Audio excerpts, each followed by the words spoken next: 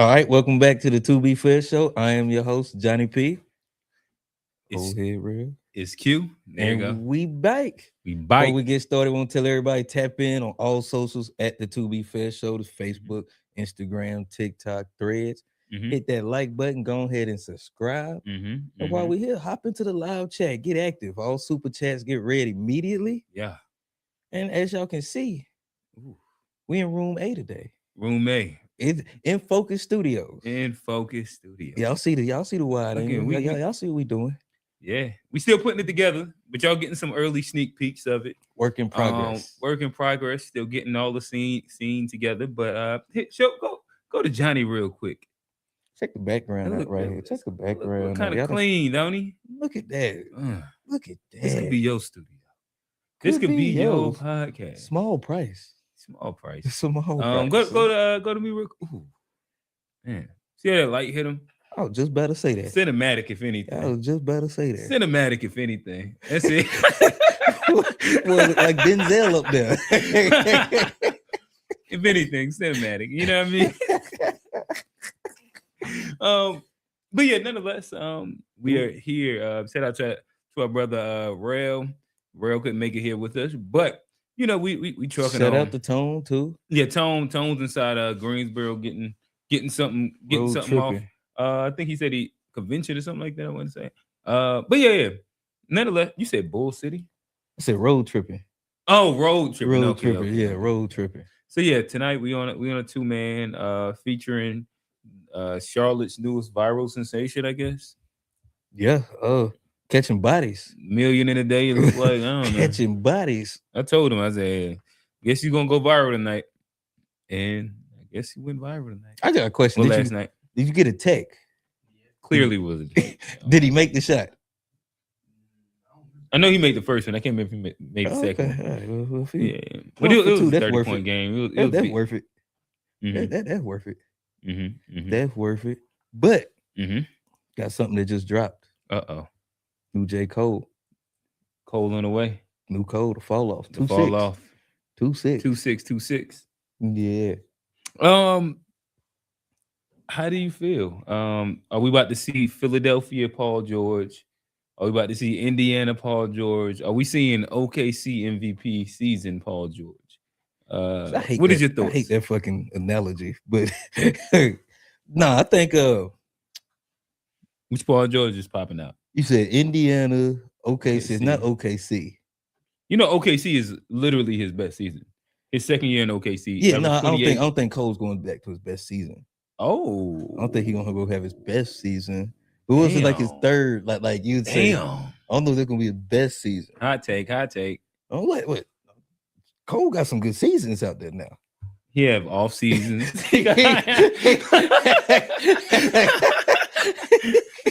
Figurative and literal. Yeah, he had some good ones. So like, I don't know if this is going to be like the OKC MVP. I think year. that if But he we might look be a at the comeback beginning player of of the year. his first like the first thing that he released, the snippet, and I guess no, the actual song at the beginning of it, you didn't read none of them words, did you? Of course not. He said he been working on his album for 8 years, and this is supposed to be his best work. Oh, okay. That's what he said. I mean, but But niggas you don't care nothing Niggas about say it. that all the time. They do say it Everybody all. supposed to say they best, they next album, They next album, they best album. Yeah, that don't mean nothing. Next shot, your best shot. Yeah.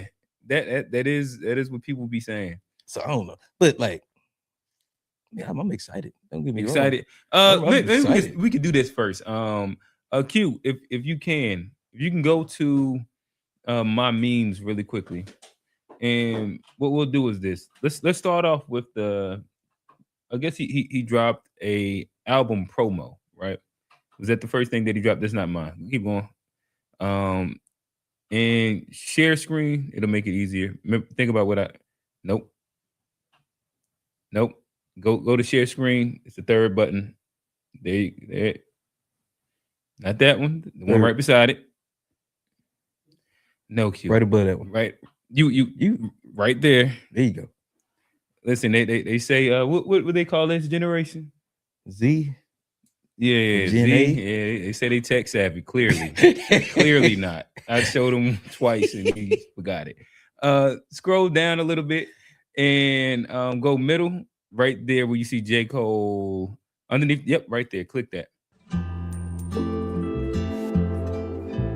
Everything is supposed to go away eventually. You see this especially in like show business with famous actors or like musicians.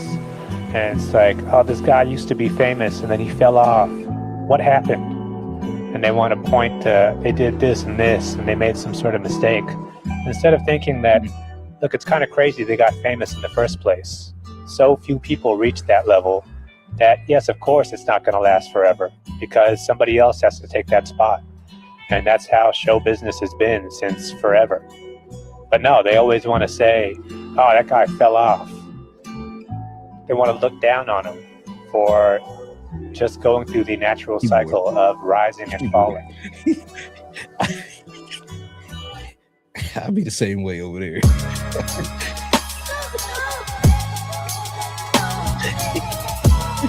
I was like that last night too, though. It was like, bro, what are you saying to me? What thing?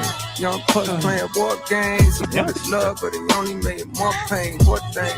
Young Puck playing war games. He wanted love, but he only made more pain. Picture my soul climbing out an infinite hole when niggas die over pride and live for the. Yeah, I mean that's gonna be. Yeah, I mean, I think he's gonna have a moment. Everything is supposed to go away eventually. Click the actual screen. Now go make a big. There we go. All right. How do you feel about it? I mean, he dropped a snippet, an intro to it. He gave us a story. I actually like the narrative that he's running with, where he's kind of speaking about people talk about the fall off, but think about how hard it was to get to that peak. What's your thoughts? no, I mean I think it makes sense. I think it's actually fitting for like his career, you know.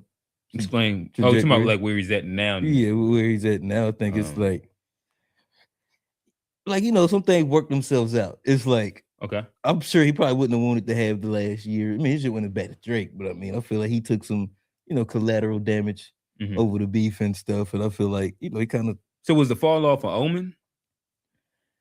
I mean, but he's talked about it for a long time.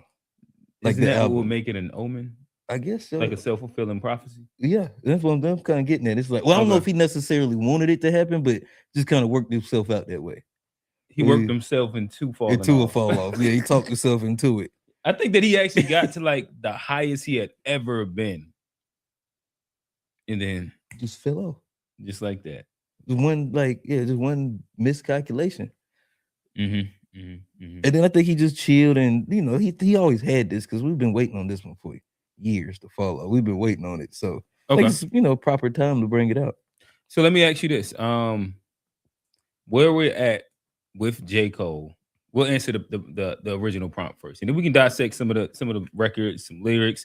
I know he did the Rewind record with this one, song 2 or something like that. This 2, track 2, something like that. Yeah. We'll get into all that. But will J. Cole survive the recent fall off? All puns intended. No, he's going to survive for sure. Do you think that he's going to come back? He's going to be the same J. Cole? Hey, Q, if you can go to the memes real quick, I'll pull up a couple memes that I seen that I think have been fitting. If you can go to the one that got the red flags up there, and then share screen. It says, someone said, I don't trust nobody that says J. Cole is their favorite rapper. If it was 2015, okay, I get it. But it's 2016. I mean, it's 2026. I already know it's about to be some faux intellectualism. What is your thoughts on that? I actually don't necessarily believe that to be true. Okay. Because a lot of the smartest niggas I know, they actually not really the biggest fans of J. Cole. And J. Cole, like I know a lot of people that like are like a diverse, you know, fan base. Who the smart niggas be fans of? I don't necessarily know. I don't know. Not J. Cole. But they just say that they not J. Cole fans. Niggas, they say that shit be boring. Really? I get from some of niggas I know they not necessarily fans, and I know people that you wouldn't necessarily categorize as intellectual, but are like really, really big J. Cole fans. Who be an example of that? I got a homeboy name. Well, I ain't gonna say no names because I just I'm not about to say no names. Oh, okay. You about to cop me. I ain't gonna Gotta say be no quicker than names. that. But you know, Yeah. you know. And I was, oh, you like J. Cole? Oh shit, that's fire. That's fire. So like you'll get that every now and then. But it's You some think they're niggas smart that enough for it. you think that like would be eating it up, and they be like, nah, that's boring. So Mhm. I don't necessarily think it's a foe. I think he got a diverse fan group, all Okay. walks. I don't know if I don't know if I believe he got like a really diverse fan group, but I think that he has a diehard big fan group that typically fall inside like a very specific demo, and people that are outside of that, to me, that they seem more outlierish than they are like the consistent. Which I think that like he hits the college, like if you went to college between our years and maybe 7-8 years, if yeah, you like if you like we'll say graduated or didn't graduate, but if you kind of walk within like that median of yeah, it's kind of like college age. I'm trying to think of something else, not college age, but if you was just kind of You talking about like outside being our like age that went to college, our age, and it goes up maybe like 6-7 years older than us, or So younger. I graduated college 2010. I think that you can go 2 years earlier to like 2008, Okay. and then you can run that to about 2016. Okay. And all of these is the grouping of diehard J. Cole fans. Like if you was into like that, you know, that whole not backpack, or I guess somewhat backpack, but the mixtape era during that time, if you probably had some version of like experience with inside that, I think a lot of those are his core fan base. It doesn't mean that that makes you his core fan base, if that makes sense. Okay. No, I see what you're saying. I'm 'Cause I saying know like some there's more. There's a lot of younger people, not necessarily like in their 20, but like maybe like 10 years, 12 years younger than us that still rock with J. Cole. Like maybe a little bit. People that are born in like 99 to 2000, they're probably like 24 to 30 now. I don't know them a lot to make like you said 30, so that's a big range. But I don't know 24 to 30. 24-year-olds aren't really rocking with J. Cole. Not that I know of. I mean, I know a few. You said there's some people at your school that like J. Cole? I think there's a lot of Hey, that's younger fire. people that like are more so than we would think, because like even I was surprised. Like, oh shit. Like it's your number one. Q, this might work right here. So you said that there's when you say there's some people at your school that listen to J. Cole, so is it a decent amount, or is it like some fringe? Explain it to me. So just bring the mic. Yeah. Like some. Mhm. Not a lot that I know of. Okay. And what makes them like? How do you like? They're always wearing some J. Cole stuff or saying something about it. Like, what's the discourse? We have no idea. So you paint this picture for us. Yeah. It was like, I see some people post it, and it was like, oh my gosh, all that other stuff. Okay. And these are like regular students, football players, basketball players, Smart kids, cheerleaders, smart kids, the young boyers. Not earthly people. Explain that. like a hippie. Like, I wouldn't say that, but like Erykah Badu, stuff like that. So like more conscious. So Okay. inside in high school right now, y'all have That's fine. a grouping of That's people fire. that are like earthy conscious people. It makes sense that I didn't know that was even like a thing inside y'all high school. But so is that a big group, small group? No, I'm saying like when you say how many there are at your school, is it a decent amount of like, and we're not just a J. Cole fan, I'm just speaking about like the earthy, conscious, Erykah Badu-ish. Is it decent amount? I wouldn't say it's a lot or a little. It's just like, Okay. Need mostly like women or girls, let's just say, not women, but Okay. Well, yeah, I could see that. But there are some guys in Well, yeah, it was, not that I seen it. Okay, so this was a girl that you seen repost this. Okay, You narrowed that one down. got that one. All right. In which they don't mean nothing, but you made it easy for us to understand. But yeah. All right. So you said that like there's a conscious little space. There are some people at your school that do rock with J. Cole. Would you say like there's a majority of the school cares or don't cares? Okay. If you gave a percentage, would you say like 90%, 95? Would you say 70%, 60? What would be a percentage you would give? 90% don't really care about it. Do they care about like Drake at the same like is what would be the percentage that you would give for Drake? Okay, so it's still fairly low, but it's a little bit more for J. Cole, more than J. Cole. What about Kendrick? Sheesh. Very, very minimal. So more people care for J. Cole than okay. Over so Cole get more love than the Kendrick in high school. Yeah, because we see it as apparent music. Okay. Okay. Speaking, see if you can bring the mic. Have him speak. Yeah. They're saying that they can't really hear you. So, Turn Johnny, keep talking, and then I'm I'll gonna say, get him straight. turn number one up too. He turned him down. All right. And then go to number one right there, Q. And no, on the board, and then turn it Yeah, up a just little bit. turn yourself up a little bit. There you go. Okay. All right. Hey, chat. Let us know if y'all can hear it a little bit better. Yeah, I didn't know J. I mean, I figured that J. Cole's gonna have like more of a diverse fan group Then what? than people would imagine. Yeah, I still don't think so. I don't know that to But be. we got some kids in there. Like Yeah, like a little bit kids. I wouldn't think he'd be But- more popping than a Kendrick on the high school level. To me, I wouldn't know what I would think. Like who would be more? I think maybe I'd have thought because Kendrick's newest stuff is a little more like upbeat, dancey.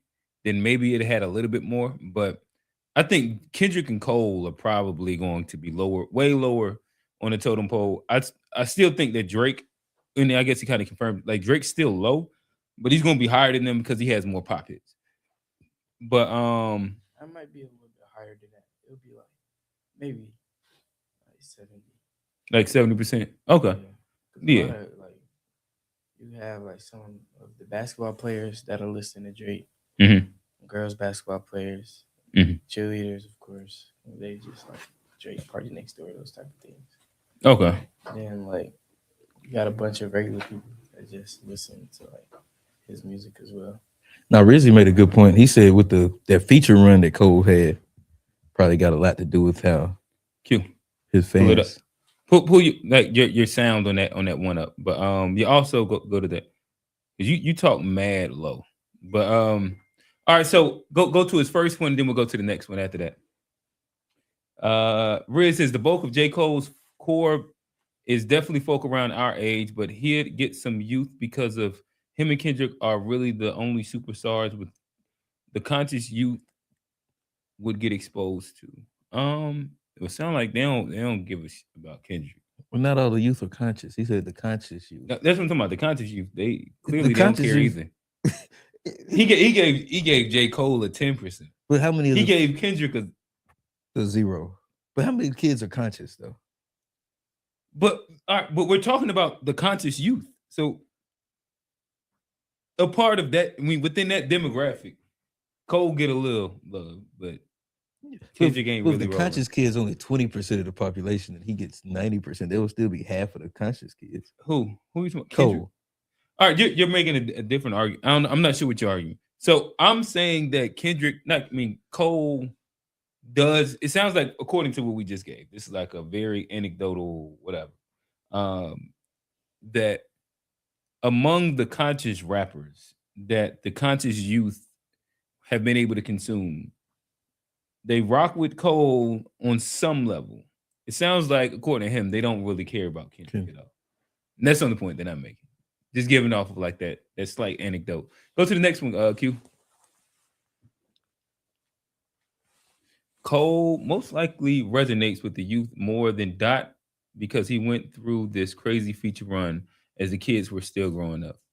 I think that makes sense because he was on some big records like the 21 record. Yeah, how many you got? A lot. So he got paid $2,000 a word with inflation. Mm-hmm.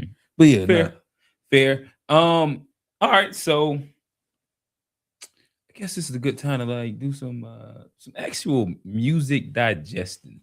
We turning the To Be Fair show into First Listen a little bit, not a lot of it, but a little bit. Yeah. We bike. Hey Q, do me a favor. Go off of this. My bad. Go to the memes. Go off of that one. And scroll down. And I want you to go to the one beside the one you already played. Yep. Now pull it up on the big screen first. Pause that.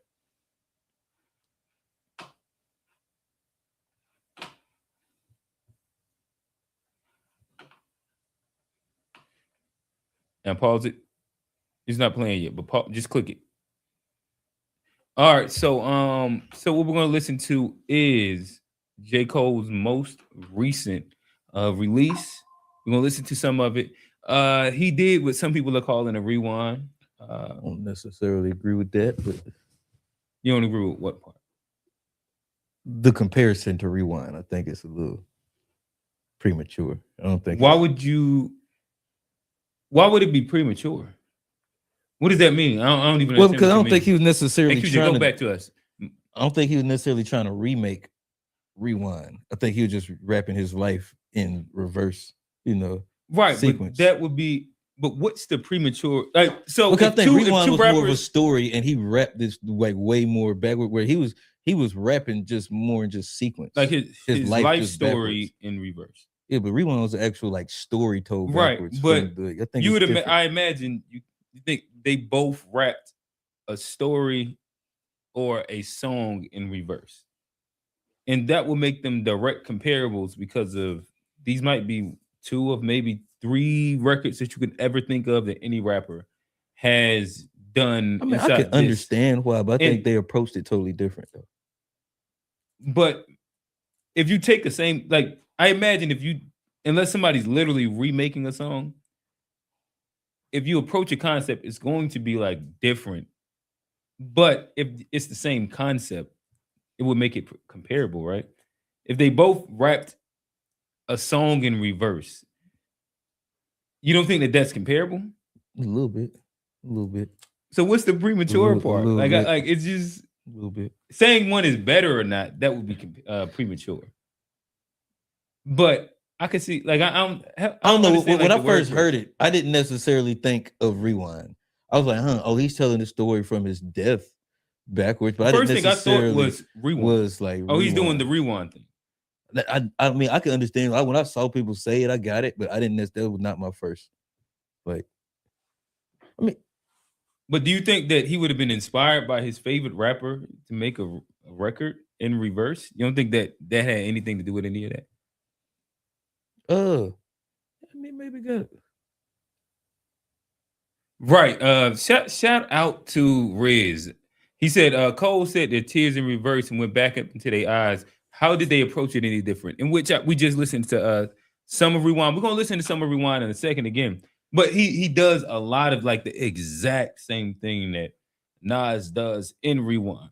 Only thing that Nas did differently was that like when people were saying words, he would just say it backwards also. Yeah. But all the action, like they had a bunch of different things. Like J. Cole, for example, had the whole like his childbirth and like going back into the woman's womb and then like that whole little thing. It's really comparable because they're I can understand the comparison concept, not only inside the idea. I understand the comparison, but I don't necessarily think they're the same. And I've heard both. So how about this?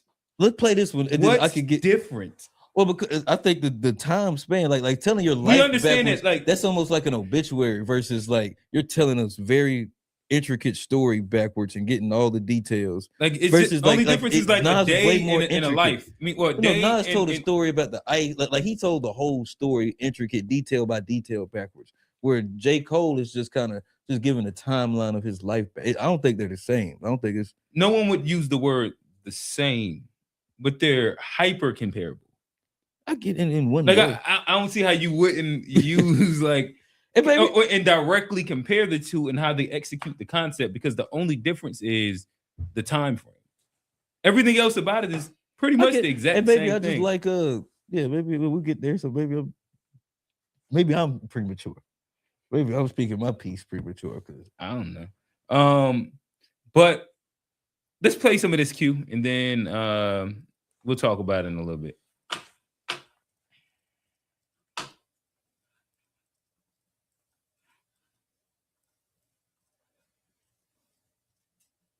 they got that little dumbass intro.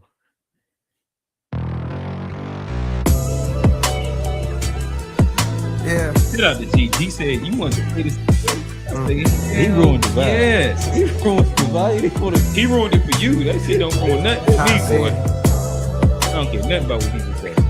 I see. Yeah. Listen. I persevered through the worst. My thirst to adhere is a curse. My life, I see it in reverse. I first appeared in a hearse. The driver steered to the church. My grandkids carried the coffin to the altar as they burst into tears from their shirts. The tears rise to the sides of their face and into their eyes is piercing where it hurt. Fast forward 60 years, I got verse of the year. My purpose is clear as to murk. Whoever dare flirt with death, the best alive, and what you now hear is the work. The inspiration was rare in spurts, but when it's there, I'm immersed. My experience of being a parent dispersed. Watching my son disappear as I stare at his birth. And he returns to the womb, wifey stomach growing greater in girth. And then declining every time we come here to the nurse. With each day that passes, I can feel my career coming first. Do I? Took the wedding ring off her finger and now I'm single, walking up the aisle backwards to an era of dirt. Falling clubs tipsy with a bitch I see clear through a skirt. The cameras be snapping, blogs be yapping, so I'm careful alert. Walking to my section, whisper right in my ear, we flirt, we part ways. I see her from a distance, she stares with a smirk. Cheers to the perks with the squad, we live for the search of new hoes. Lusty, quick to fuck me, unaware of they worth. We leave the club, drive to the show, and I swear that it's turf. It all begins with encore cheers from those wearing my merch. Fast forward through years of rehearsal, losing, winning, bank account thinning, income streams nowhere near as diverse. And though I'm blessed, I see me stressing from hearing the chirps and naysayers who only days later I don't care to convert. On cloud 9, now signed to my hero, one of the so-called kings of this rap thing that I swear to usurp. Decade later, mama cut on the cable. My motivation to be greater ends the moment I appear in a purse. I'm growing shorter, pampers cover my hindquarters. I watch my father walk back in my life and it clears up a hurt I couldn't explain. Mama gives me my name, then hands me over to the doctor and I watch as my spirit reverse. Then I'm no longer here on this earth. All right, you can cut that. All right, we do have the J code. You're gonna have to click off in a second anyway. But if you can go to let's see what the comments are saying right now. Shout out to Dave. Dave, what's going on? He said Cole has a clearer way of speaking in his raps than Kendrick, for sure. I think that's J. Cole's best attribute as a rapper, actually.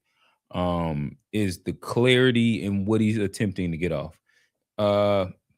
But all right, now, AQ, if you can go to the last tab that I put up there, click share screen, and this is the song that Johnny said is a premature comparison, but we're gonna listen to a little bit of it. And then let's talk about it.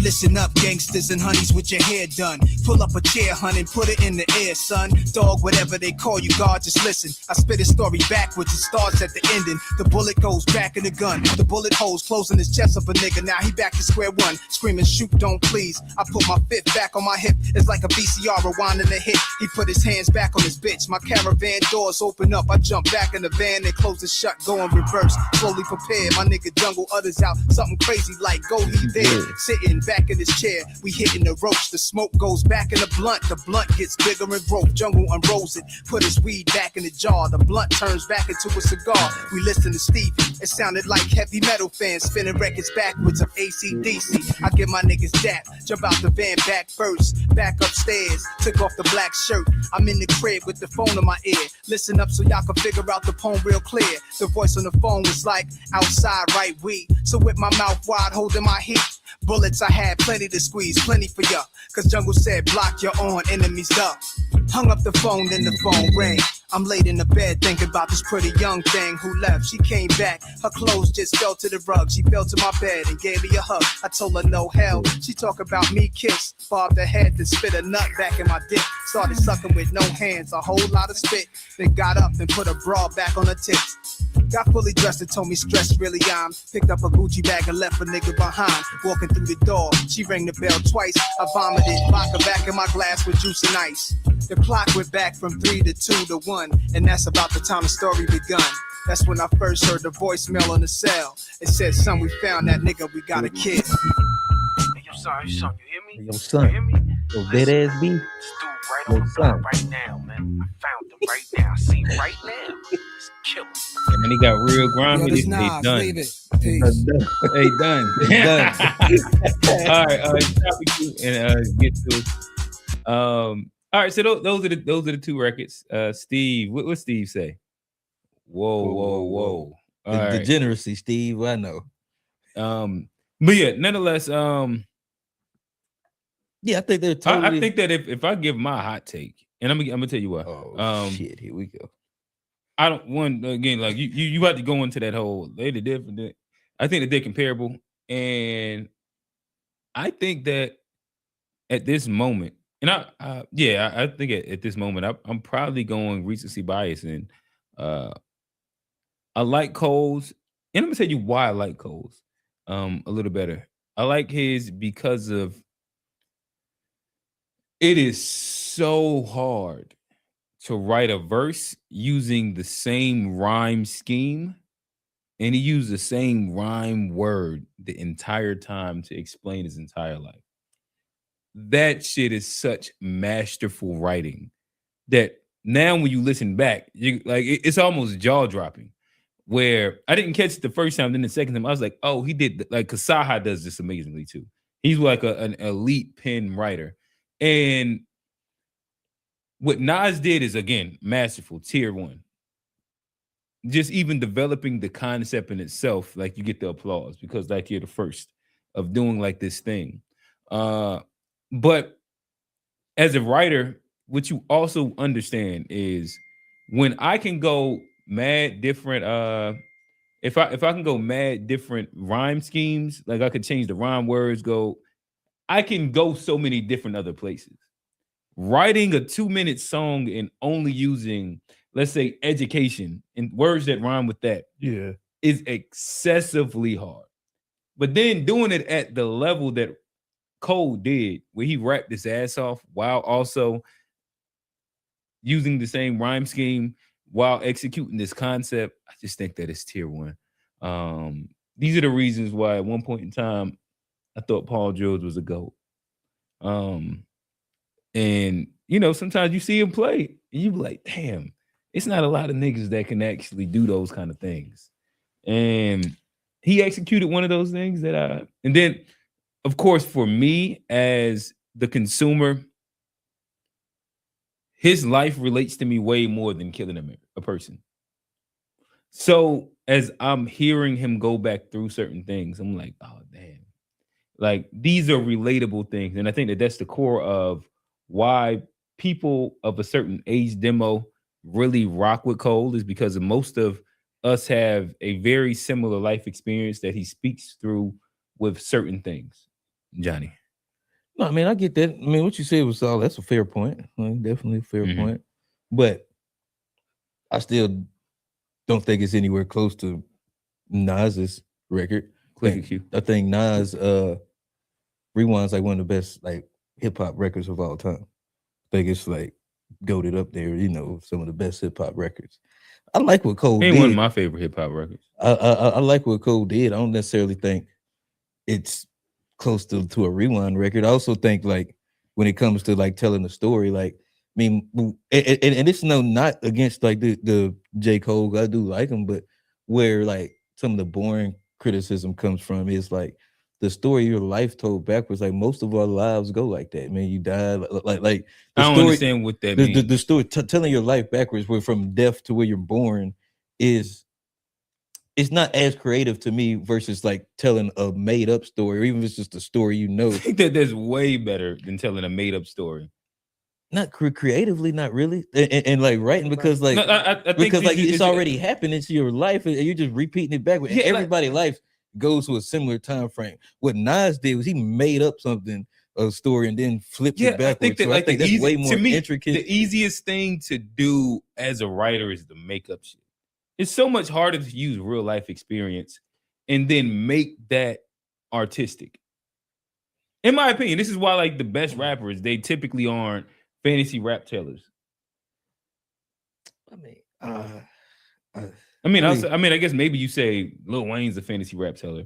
Everybody else is known as amazing rappers that have cathartic fan bases that really love them, or because they took their life experience and flipped that into something fire. And nobody cares about Ludacris.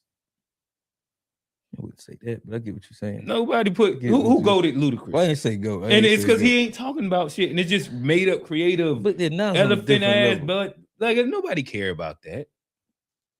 In my opinion, No, I mean I feel like it don't resonate with nothing. I personally don't think that get making it, up a random story is harder. I get it. What No, is I it? feel it. Nonfiction? I think But think one is harder, fiction and nonfiction. yeah, but and I don't put it. telling the story backwards, no matter what genre it is, I think is very interesting. And the more details you can add into a story, I think makes it even better. And I think Nas had way more details in his Mid. story. I ain't saying it's I mid. was gonna say that's wild. That'd be That's wild. But I also think that to But me, J. Cole didn't do it better. Like he didn't do it better. I He think did J. not Cole, in my execute opinion, that concept better than Nas. in my To me, I opinion, think it was like Nas in my might have- opinion, and I only think J. Cole was trying to execute that thing the way Nas did. I think he was maybe inspired by it a little bit, but he wanted to tell his story in like, but he It's the wasn't same doing the exact same thing then. thing. No, because you're saying that Nas wanted to tell a created story, and J. Cole wanted and Nas was way more and J- intricate in the J. story. Cole wanted to tell and stick- his made up even story. in the concept of sticking to like saying the words backwards to like all the details. The of only the thing story. that like Nas did differently was say certain words backwards. That's it.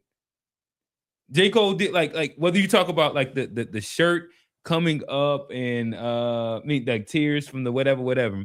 Yeah, I think that they both executed the exact same concept. They both had moments where they talked about a direct action happening and reversing said thing. Again, I think that the part that separates it for me with Nas and J. Cole, in which I think that they both did it well. Like they both did it really good. Like Nas is an elite rapper.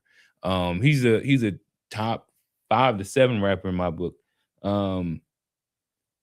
I think that when you stick to a rhyme scheme doing this, and then actually being able to tell your life story in a cathartic way in which people can still be like, oh damn, and then still bar it up. But see, too. here's I the think thing. that there's But that's where he lost people though, because like Lost who? when people say born or even like G, when they say you want to listen to that again, All right. they're going off because the flow is so similar throughout the whole song. My bad. That's where it could get. Help me that's where you understand whoever said Nas was exciting. Whoever said Nas had good beats, was exciting, was any of these things. Like they literally would have the exact I've same heard people critique. say about like his beats. I ain't never heard niggas You've say heard somebody say Nas is exciting. I've You've heard- never heard that. Like Nas I've and never J. heard Cole people- have very similar critiques. They might be almost identical. Like I don't see how like that would But even be I like a don't hear. rebuttal. But people don't say Nas is boring. I hear they say he Who got does bad it? beats. Like, my bad. Bad beats and boring are two totally different like When have criticisms. I think that that's one of Nas's biggest criticisms, and the reason why they fucking with Hit Boy recently. I don't like nobody. I've never heard Nas not being quote unquote boring.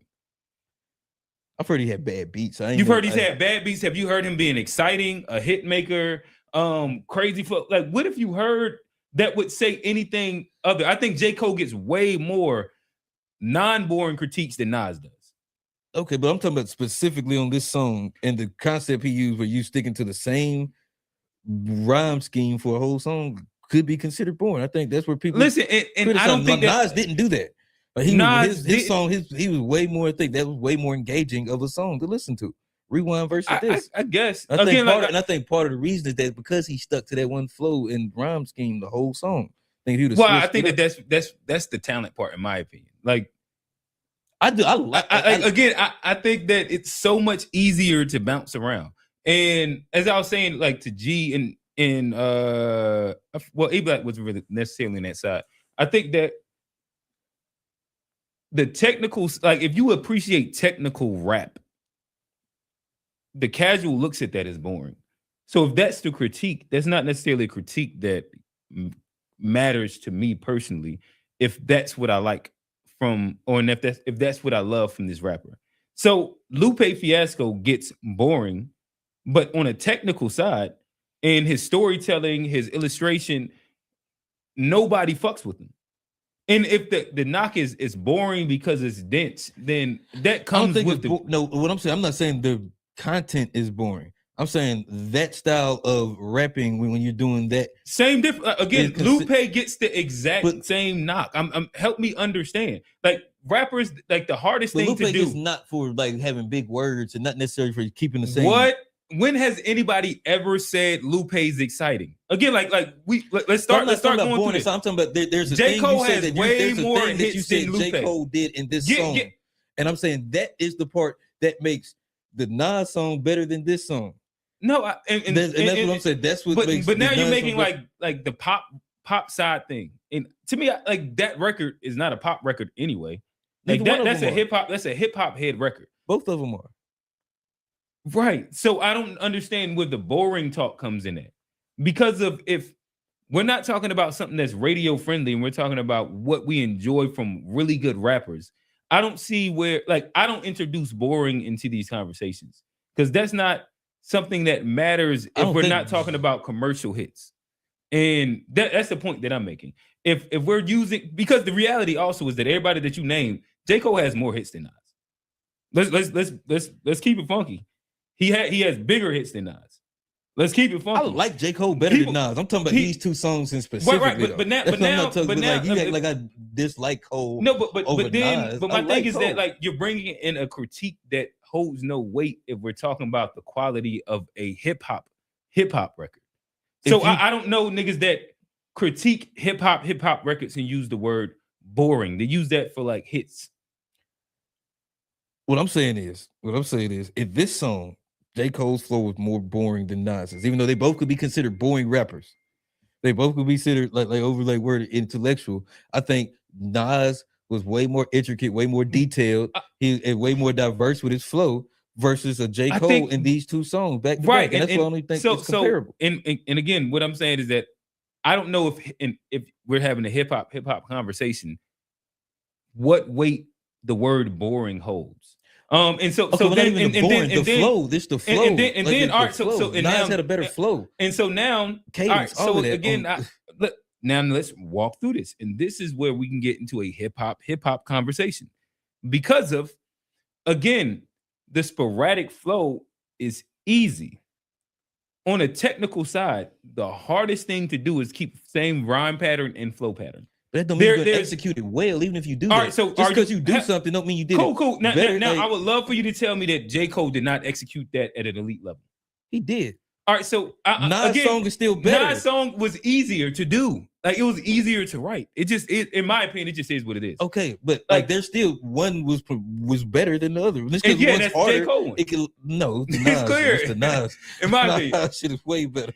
I don't think so. And this is where, to me, you're leaning on the boring part. But it's not even boring. I'm telling you why. Because and I'm telling you what's the why? It's because he kept the same rhyme scheme the whole time. Which is objectively harder. It's like this makes it harder. Make it better though. Cool. Like, I don't understand the metric of things being better.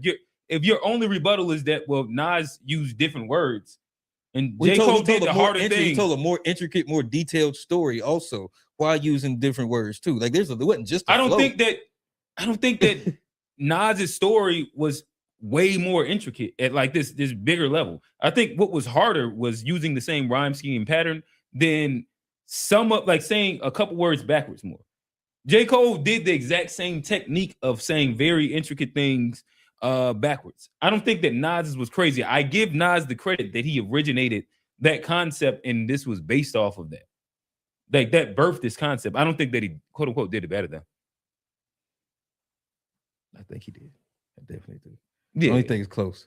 And I like J. Cole. I like J. Cole again, like my guy. I- and that's why I don't even want to bash him too much because that is my guy. Yeah, And I'm I excited don't even for the understand album. what your But like, I don't critique- think this is a fair comparison to like because to of- do this and then play but Rewind, like because Rewind is such a classic record. I don't think that's fair. I think that is like it's classic to like Nas fans.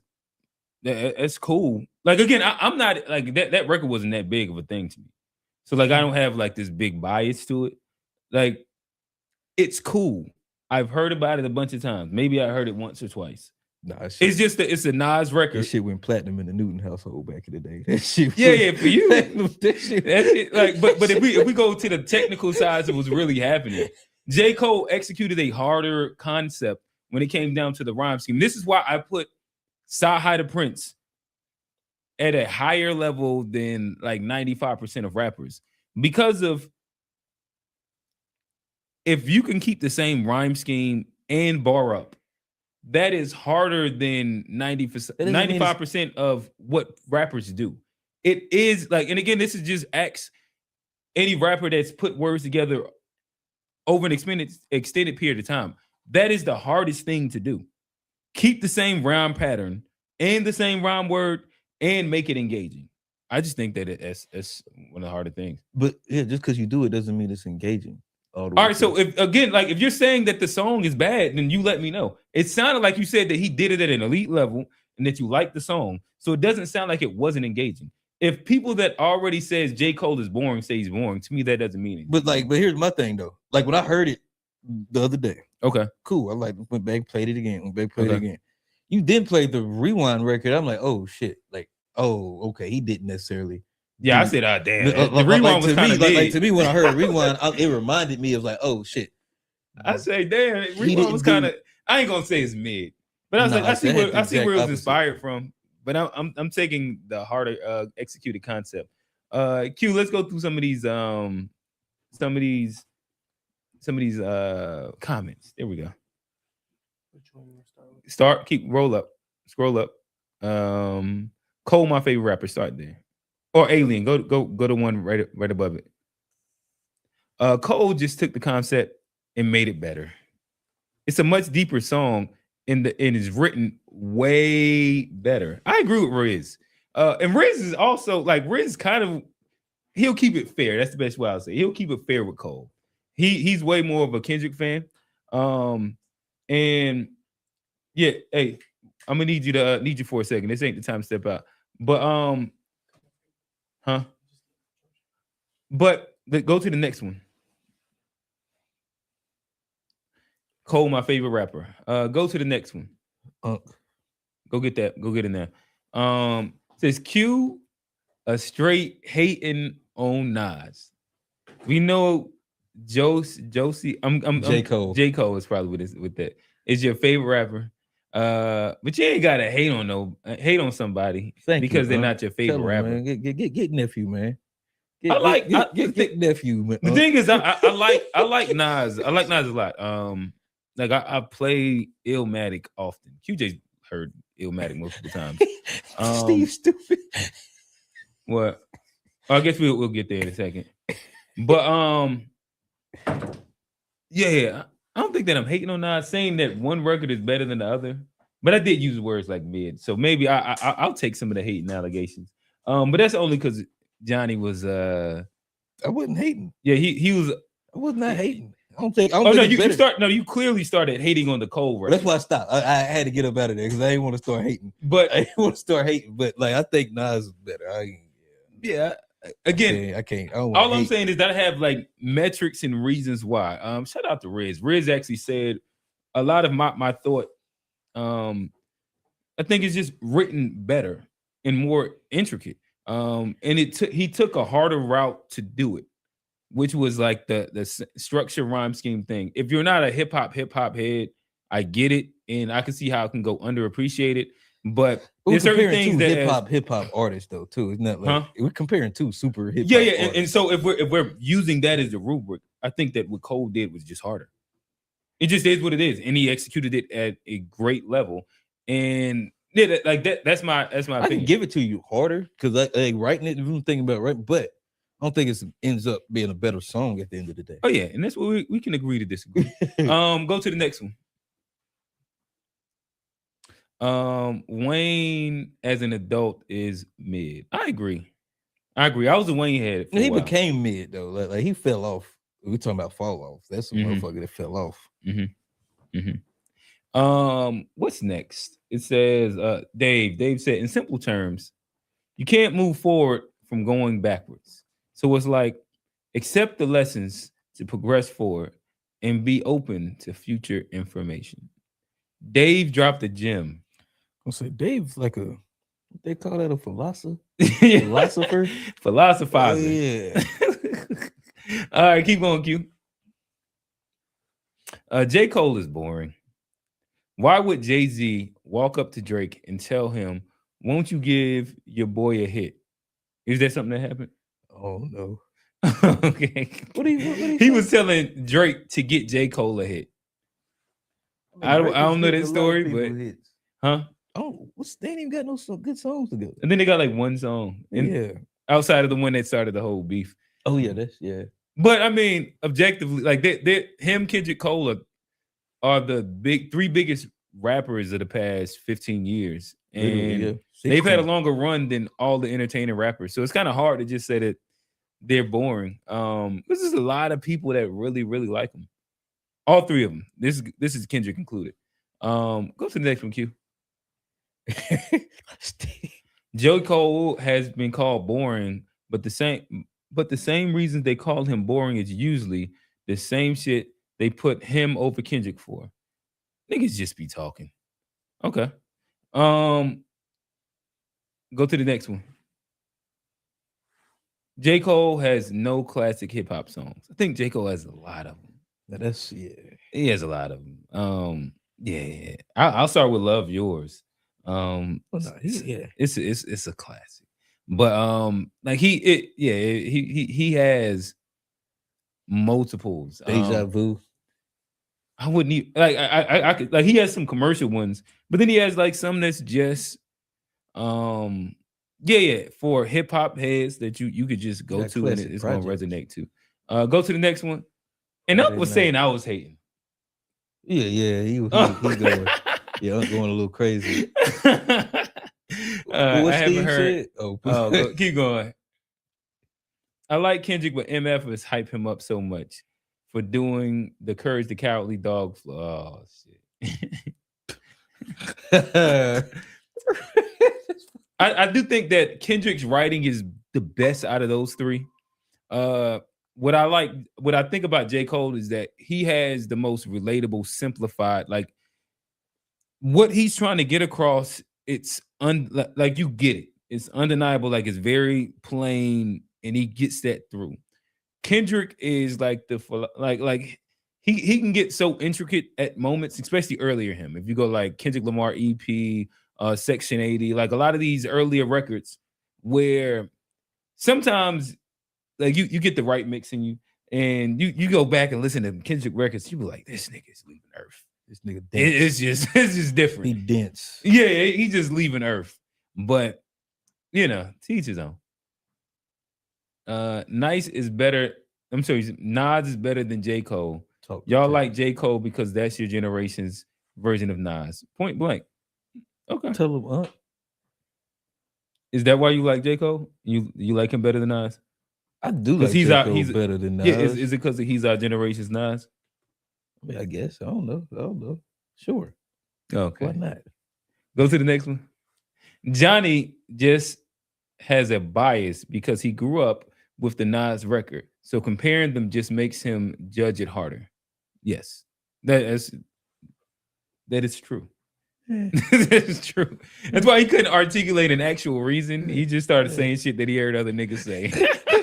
Well, they said it's boring. All right, bro. I didn't say boring. I said the flow. Nigga, you just went down a boring And then you was like, that's why some people say he bored. Like you just started I said pulling that's out why the some air. people say he bored. I didn't My say he dog bored. went down the cold hate train and then tried to backpedal. Go to the next one, Q. He says, you guys are arguing that Kobe Bryant is better than Michael Jordan. Some people would make that argument. Laughing emojis. Johnny might be one of those guys, but yeah, It's I not- don't know. It's not Kobe, but Yeah, I don't know if that Nas is not Michael Jordan, so it's hard for me to say that. the next one hilarious. And I also think that whatchamacallit, damn Q acting like that ain't true. That ain't true. Unc read that media takeout back in the day. Oh, all right. Yeah. I guess is there anything else for us to unpack on this one? No, Nas is better. Go to the Rewind is better. Rewind. That's your take. Shout out to Riz. I think Riz packed this one up perfectly for me. But now, Q, go back to my chat and my memes and Hit share screen too. yeah, hit share screen. And what we're gonna do is we're gonna dive into somebody that I think is coming back to peak form. Ooh. I think he's coming back to a version of him that we haven't seen in a very Since the long divorce. No, before the divorce. Oh shit. He's been priming since the divorce. Yeah, we talking acid rain here. Since before Can you the go to that marriage. black screen and just click it? Yeah, now click it. It's frozen. Now hit the sound button. Where is it? Scroll down a Scroll little down. bit. It ain't letting me. Ouch.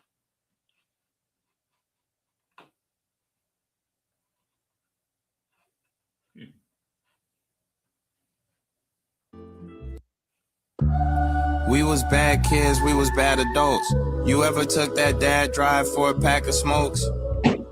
Every cave ain't gonna have a rope, so if you have to choke, you gonna have to do like Batman when his back was broke. You gonna have to pull yourself about that rabbit hole. Thanks. You don't wanna be out here playing tadpole whack-a-mole. That's how these kids glow up with only half a soul. Pardon my ways, please God, put a rod in my waves. It's so dark, put a star in my gaze. Don't harden my heart, have me harboring hate. Give me something to starve my flesh while sharpen my faith. You ever sat in your driveway and imagine a road trip? Lone wolf surviving off Dasani and old chips. A dime for the toll booth, a 9 for the road rage. Ultrasound in your wallet to remember the old days. Hey y'all, don't we all go AWOL? Don't we hit a crossroads and then decide to jaywalk? Don't we make the playoffs, then hear about some layoffs? So if you get a day off, you might as well stay off. Picture me, cowboy killer, foot out the window on the winding road. Reading constellations, trying to find a sign of hope. I know it's awful, it's atrocious, it's a tired trope. But every saint done got a stain up on their choir robe. All right, Q.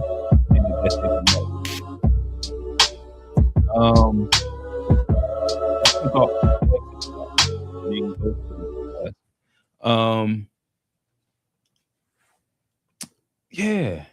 Now I this think our guy is slowly returning back to form, and I'm a fan of Chance. no, like when Like- Chance rapping like this, it's Yeah, hard yeah, not yeah. to be, because like that's just good rap. There's some good bars. Like he didn't Creativity. flip I it think up. that he's He had one of a those couple, guys. like the metaphors, the Mhm. put a rod in my way. Like he had a couple little like just Yeah. slick shits in the. So to me, when he's priming, like when he's at his prime, I think that he has like that Andre 3000 creative S, where like he sees the world a little bit differently, Yeah. and how he puts certain things together is just different. But only when he's priming, because No, I then he agree. could just be silly sometimes. Yeah, silly then- Chance ain't where it's at. Yeah.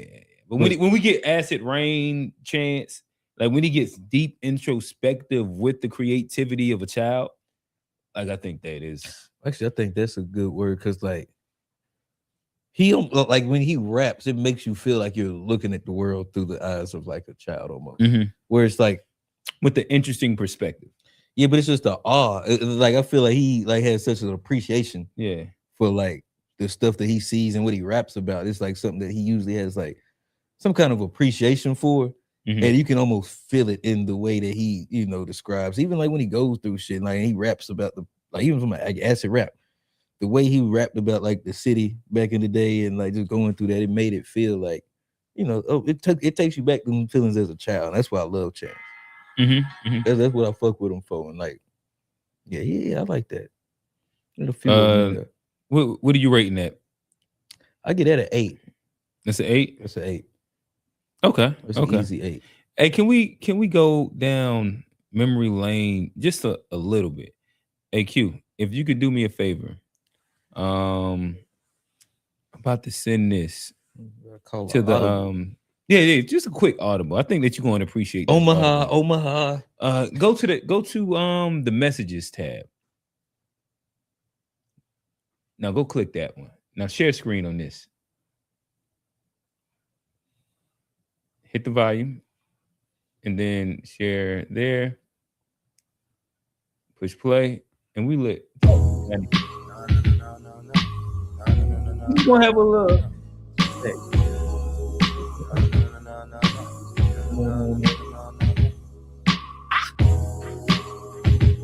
This is a literal song that made me. Hey, Jack. You know. Oh. Kicked off my shoes, stripped acid in the rain. Wore my jacket as a cape and my umbrella as a cane. The richest man rocks the snatchless necklace. Spineless bitches and backless dresses. Wore my feelings on my sleeveless. My weed seedless, my trees leafless. I miss my diagonal grilled cheeses. And back when Mike Jackson was still Jesus. Before I believed in not believing in. Yeah, I inhale, who believed in me not breathing in? Cigarette stained smile all covered in sin.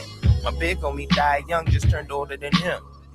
I seen it happen, I see it always. He still be screaming, I see his demons in empty hallways.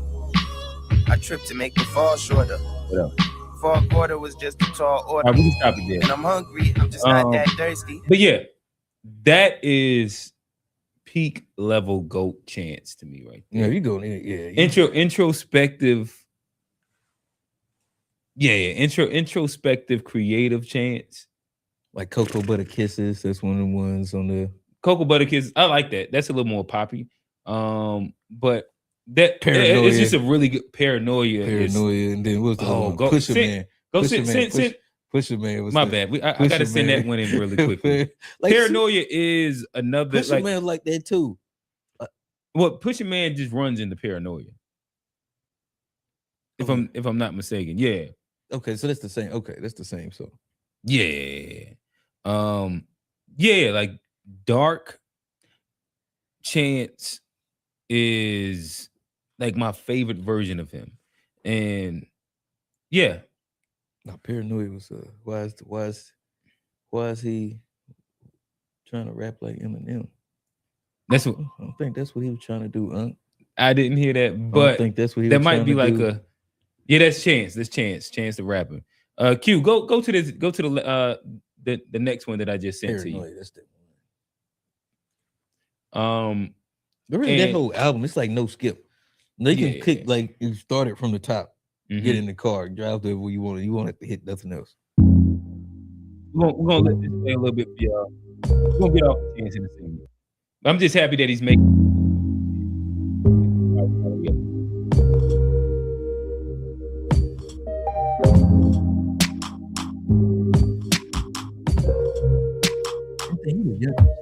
I've been riding around with my blunt on my lips, with the sun in my eyes and my gun on my hip. Paranoia on my mind, got my mind on the fritz.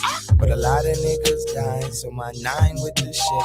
I've been riding around with my blunt on my lips, with the sun in my eyes and my gun on my hip.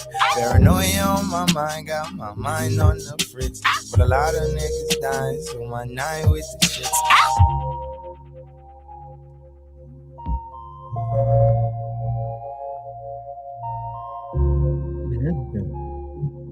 We kill this shit though. Isn't it? Move to the neighborhood. I bet they don't stay for good. Watch, somebody will steal daddy's rollie. Call it the neighborhood. Watch, pray for a safer hood. When my paper good, watch, Captain Saberhood. Good savior, baby boy. Still getting ID for swishers. I'ma still watch my. Still with the same money militia. I'ma still watch my. Trapped in the middle of the map with a little bitty rock and a little bit of rap. That with a little Remy Knack and a little shitty Mac and like little Ruin. Good here now. We good. Peaking as a kid. Like as a kid, like you gotta think about what that Chicago group was back then. oh, them Save Money boys were fire. Save like, Money, but then Mick was Mensa. Mensa cool. Mick Jenkins Yep. and Chance was outside at the ciphers at the same time. No, that's why. Them niggas. And then you throw in, like you said, the Vic Vic. And Mensa. it was a few of them boys that, like Saba, didn't even blow. Yeah, that, what's your no name? oh yeah, I forgot. And it's another one too. I forgot Yeah, that came out of there. But yeah, no, there was a few of them. Also, while the drill scene was going crazy, this is while Chief Keef, this is while Lil Durk, all those guys was out there running crazy too. But yeah, and that's like, but you can hear that in the music where even like he like, because he's not a gangster rapper, but the concepts that he talk about deal. Well, like, it's certain like really interesting gangster adjacent shit where you like you're dealing with this. I think it's an observation of like the reality of being inside a city like Chicago. So I think he had like a statement where he say, my big homie died young, just turned older than him. That's a very interesting observation that anybody that deals within a cycle of violence, you have to observe. But him to put it inside words like that is interesting. But like the Still Daddy's Rollie. Niggas call it the neighborhood watch. Niggas it's neighborhoods watch. Yeah, like it's interesting perspective wrapped inside what it looks like to be a bystander inside these, areas. But see, like to me, I don't even think it's necessarily like a bystander as far as like that's your reality. Like he's rapping about being in the city where like he's like nine's on my hip because the mine with the Fritz. Yeah, so it's 9 with the shits because like he's in the city, like, but he's not with the, there's a gangster culture that came out that city, but then there's also this super aware, like intellectual, but it's like it's not soft because bro grew up in like the same streets that like all these drill rappers came from. It's just he chose a different path to look at it differently. Though he didn't necessarily grow up in the same streets as those drill rappers. Close enough I understand to where what you're he's saying. like rapping about niggas getting robbed, niggas getting shot. He's dealing with the same issues. Just he's inside, close. He's inside the city where a lot of these things did happen. Right, that's what but yeah, you get a different type of perspective though. That's what being that close. But we saying the same thing. You were making it a little more gangster than it needed to be. I think that Chance is just like he has the observation of the observation of being able to be around it, sure.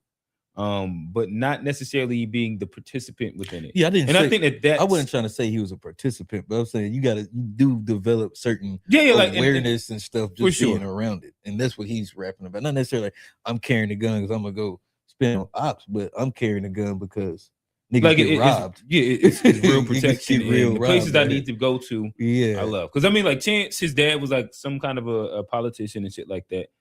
Like his involvement in the hood shit was by choice, but because he was a creative, he chose to, and he had to also understand, learn, and see, and be aware of like surroundings. And so, to me, his observation is not necessarily Nas-esque because Nas just was in the hood, but he was a bystander. But he gave like the POV of a guy that was looking from his stoop of what all the gangsters was doing. With Chance is a little more like he's one more step out, one block, but then he's giving the perspective from that. Whereas, like, I'm choosing to come to this space, and these are the things that come with it. I see that. No, that's basically, we was saying the same thing aggressively. We weren't saying the same thing, but we're having a conversation. For sure. It's cool. Which is okay. We were just having a conversation. Close. All right, run some more of these comments. Just start from Dave. This one? Yeah. My previous comment was what I felt like Cole was saying in that song. Okay, gotcha. Why is dude rapping like Eminem? Unc just I don't don't like think- Chance. I can't say that I've heard somebody use the Eminem comparison. But if you're talking about like, he's probably talking about like the colorful thing. What was the first record I played? Maybe it was Acid Rain. I don't see. I ain't hear no Eminem in there. It's hard for me to find it, but maybe. Is that Chance? Yeah. Okay, facts. Yo, Chance is me and my son's favorite. My son is 7 and literally gets drowned in and locked to Chance. That's what's up. Is that actually good to y'all? Unc ain't rocking. He ain't rocking. Unc ain't going, boy. Unc He took- is not rolling. Uncle took the head like, ugh.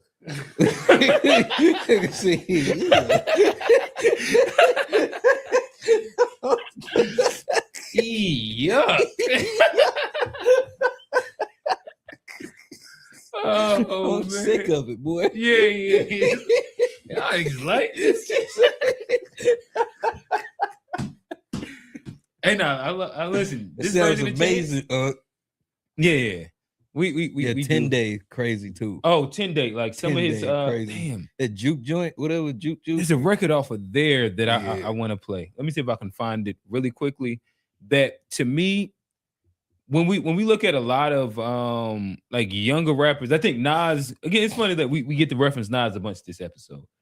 Like Nas was an 18-year-old that got some level of GOAT status because of his perspective that he was able to illustrate with Illmatic at 18. I actually Like how forget dense. that he was that young when he came. Yeah. because he was always older than us. So to like look back Mhm. and think like, damn, I'm like twice as old as he was when he first put out his first album. It was crazy. Yeah. Chance too. He was 18 when he put his shit up. Well, I think 10 days is He was younger than 18. He was 10 younger Day. than 18. Yeah. I'm talking about acid rap, but yeah, 10 Day. Like he was still in high school when he did 10 Day, Yeah, he which was is literally, fucking crazy he was literally to on think- expansion. to think um, that like a motherfucker did that on a school suspension. Yeah. No, I completely agree. I'm gonna send this. We're gonna play a little bit of Don't this. get This no is, ideas, QJ. this is my right. He Don't know get better no than that. ideas. But Well, he did his classic mixtape on it, got suspended from school. hey, actually, shout out QJ. QJ, I don't be knowing these young local rappers. But this is weird rapper that he pulled up and all the kids went crazy. And QJ actually he even produced for the guy. He got millions of views and stuff like that. The dude in the jacket, Yeah, you talking about the West Charlotte gang? Yeah. Yeah, him, yeah. bro, look like I was like, who the fuck? He's is just like that a guy? weird guy. He He was like just seemed a weird. little but- Uzi Vert, like almost. Yes, Yeah, yes. like a Uzi kind of swag. I He felt was like any he was adult just, in there would have walking felt like who the fuck is that guy? But you see how all the kids reacted They to him. fucking like, And then I find, QJ he done produced a couple records for him. So I was like, that. Well, that's cool. Go to the last thing that I just sent inside the messages, and y'all, we gonna get into some of this political stuff. What it say? Unc said, "Throw on some Trick Daddy."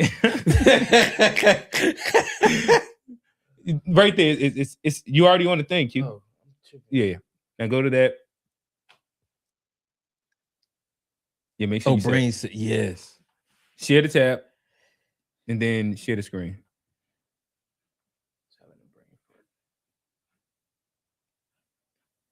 Now click this for us. Listen, this is almost a chance to appreciate. We're gonna get back to the J. Cole and all the hate. And it's, Here's a tab of acid for your ear. You're the plastic and the passion and the magic in the air. The flabbergasted avalanche of ambulances near. The labyrinth of Pan's lab is adamantly here. No assignments, book of rhyming, and I'm drawing doodles.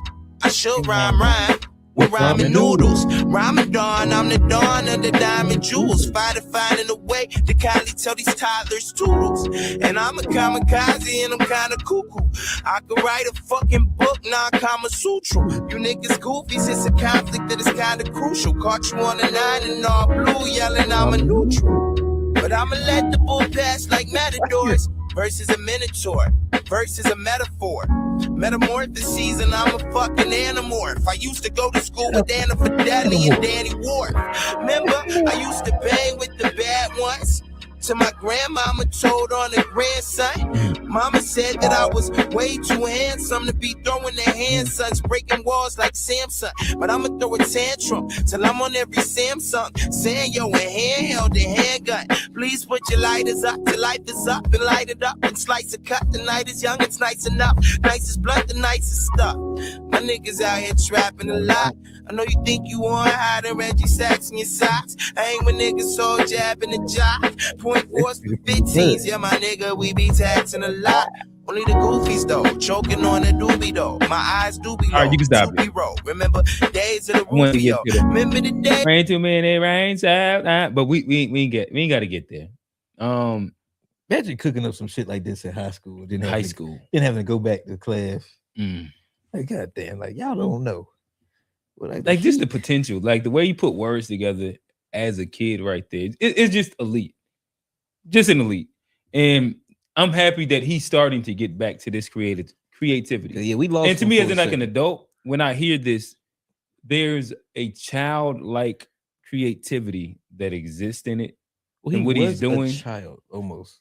Like, Right, but he's a child genuinely being childlike in how to, because what you would get a lot of times, think about like when we was in high school, a little Bow we Wow were or something. attempting to rap like Dipset or something like that. Where so now we're doing like gun bars and punchline, but he is authentically expressing like that creativity. But then it's also, like I said, this is where It's I mature could- content too. right? And But- this is where I give him like the Andre 3000 space, where to me with Andre sometimes there's just like that genuine like childlike creativity that he expresses through an adult lens. That it's like, damn, how'd you get that? But it's so genuine and authentic that you're like, man, how did he get that? Now, Chance is definitely there. Mhm. Because even like the Animorphs bar, that's like one of Yeah. my favorite books growing up. as a kid. Metamorphoses. And like, Yeah. but you can even tell he was in high school with some of the bars he would make because like they're very like, oh, I remember Childlike. those. I remember Yeah. those words. I remember learning about like he just like he's still in that academic space when he was Yeah. writing that. You could tell Nah, for sure. What's the last comment say, Q? he's a rapper's rapper. Yeah, like during this version, until he got married. When he got married, and Stole, Yeah, stole the it- juice. I don't know what he was doing. He was a panderer. What the fuck was that Carnival? He got like polka dots on him. or getting his something. rocks off at Carnival, coming back to Oh, wifey. that's when he got divorced. That's the end. That was the start of the downfall. All right, yeah. I think that I think we packed up our music session. Unless you got something else for us, Johnny. There's something else that we missed this week when it came down to the music side of the game. Nah. He said the blue the blue pill got him. Fucked up. All right, you want to hop into memes, or you want to go? You want to go with your question, Johnny? Well, let's do memes. Let's go memes. Let's go okay. memes. He Yeah, I will save my question. He trying to avoid. Okay. All right. So, Q, if you can go to Johnny meme, we'll start with Johnny. Where you want us to go? Oh, hold on, wait a minute. Let me see what I got in there first. Go to pull it up. Let me see what I got. You caught me off guard. Boy. I thought we were gonna play rock paper scissors or something. Oh. Go get it. Let's see what I got. Okay. Oh, so you can start off with the First one. first one. Oh man, hold on. Wait. Is that consciously? Yeah. Listen, I ain't gonna lie to you. I was in the Discord. Because listen, ain't nothing like the day after any FBA content in the Discord. This is crazy. And somehow it devolved into me 8 months ago sharing a conscious leave video and saying, I like some of his points, right? That he was making in this video. And it was like, well, what points you like? I'm like, nigga, I don't remember. This shit was 8 months ago. I ain't about to, I don't even listen to consciously like that. I just stumbled across this. He was debating some FBA niggas, and I say, these some good points. Hey, you go watch it and tell me what you disagrey with. I don't feel like watching Consciously right now. And they got And mad at you because of something you posted 8 months ago that they randomly brought. I'm like, nigga, why do you even remember this? This is such a weird little thing. Folks say, wait a minute, nigga, ain't you that nigga that posted Consciously? Yeah, that's like, bro, I don't even care about him. But if he made a good point, then fuck it. I agree with what he said. I mean, should I play this then? No, listen, I don't dislike or like him. If he said, like, I think that he has some good takes and some bad takes. And I think that that's kind of where I stand at with it. But let's push play and see where this one is at. NFL player Aziz Al-Shir was fined $11,000 for wearing a nasal strap that said "end genocide." Now, the Minnesota Vikings kicker Greg Joseph wore cleats that said "I stand with Israel." This illustrates the disproportionality of humanity as well as how these folks got the game rigged. I looked up the rules, and you can make anything your ball for cause, but it got to be approved by the league. And what we see, the league do not approve standing up against this and saying ending it, but you can stand with them over here. Same thing as Colin Kaepernick trying to bring politics into football. That shit was bad. Get them out of here. But so many different NFL stadiums can give commemoration to Charlie Kirk. Conservative contradictions. You know, I live in Houston, and this man obviously got a new fan in me, and disappointed in the NFL time after time again. At this point, I'm used to it. Also reminds me when that other kicker gave his like Christian nationalist speech, and he was applauded on conservative news, and then everybody else told, "Hey, we ain't got no space for this in football. I just want to see you niggers tackle each other and get touchdowns." That's what they say. NFL player Aziz Al-Shir was Johnny. But here's my thing. Like we know what they're doing. We know what they're doing. But my thing is, he didn't say what genocide. Well, he said stop the genocide. There's multiple ones going on apparently. So how you gonna get fined for saying stop the genocide and not even specify which one you're talking about? Did they just assume what genocide you were talking about? Right. I don't really know that all the time. I'm talking about Sudan. I can't say that. I can't say that. Which one you thought? Which you thought I was talking about? They was hanging women by their arms. Yeah. What genocide did you think I was talking about? What do you mean by that? Is there one going on in? Are you talking about Pakistan? Pakistan? There's something going on over there in Pakistan. Oh shit! See, I wouldn't have paid the fine. Palamalu? What? They not safe over there? Jill Stein? Well, watch out with them Steins. Stein Mart. I never said Palestine. No. Palisades. I heard there was one going on over there, but yeah. But yeah, I think that's just crazy though that the man can't even say stop the genocide. Let go to the most recent ones. Yeah. He said play what? He said play it, John. He talking about the meme. Oh, okay. But yeah, I stand Israel cleats is kind of crazy. I stand with Israel. Yeah, that's a wild one. I do agree. Say 10 Day was probably my favorite project from him. And then QJ, if I could go to the second row, the one in the middle. This is hilarious. This one? Yeah. Stop it! Leave it now! Fucking leave it! Don't come back to my goddamn store! Go get your shit! Go get your shit! Come on, go get your shit! Go get it! What's going on? Go get it! Get that motherfucker! Get it! Get it! Get it! Don't do that! Get it! Hurry up! Hurry up! Hurry up! Hurry up! Hurry up! Hurry! You're not sharing the screen. Shut up the chat for making sure that they notify us when QJ slacking on his magging. Run it again. All right, so run it back. Stop it! Leave it now! Fucking leave it! Don't come back to my goddamn store! Go get your shit! Go get your shit! Go get it! Get that motherfucker! Get it! Get it!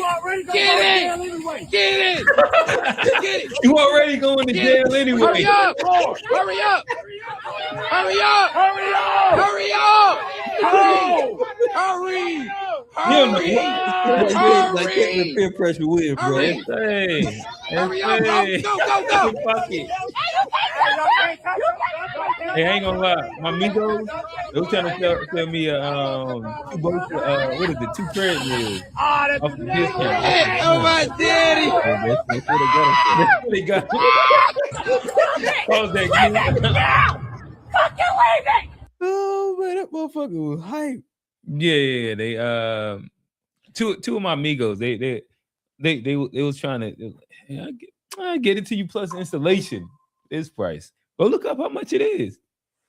Luckily, shout out to the neighbors. I got a treadmill I gotta go pick up. But yeah. And then, hey QJ, can you play the one right next to it? This is diabolical. Uh-oh. This one diabolical.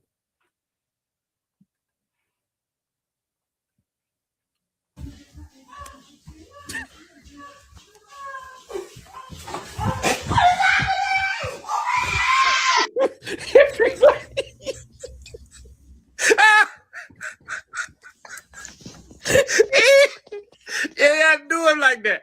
Yeah, do the man like that. That's crazy. But no, they're wild for doing that with the kids. Well, just lock the door at least. Good Lord. I ain't gonna lie. Growing up, Roger caught me with one of them before too. My brother Roger hit me with one of them for sure. Yeah, he sent me on that same mission. That same mission.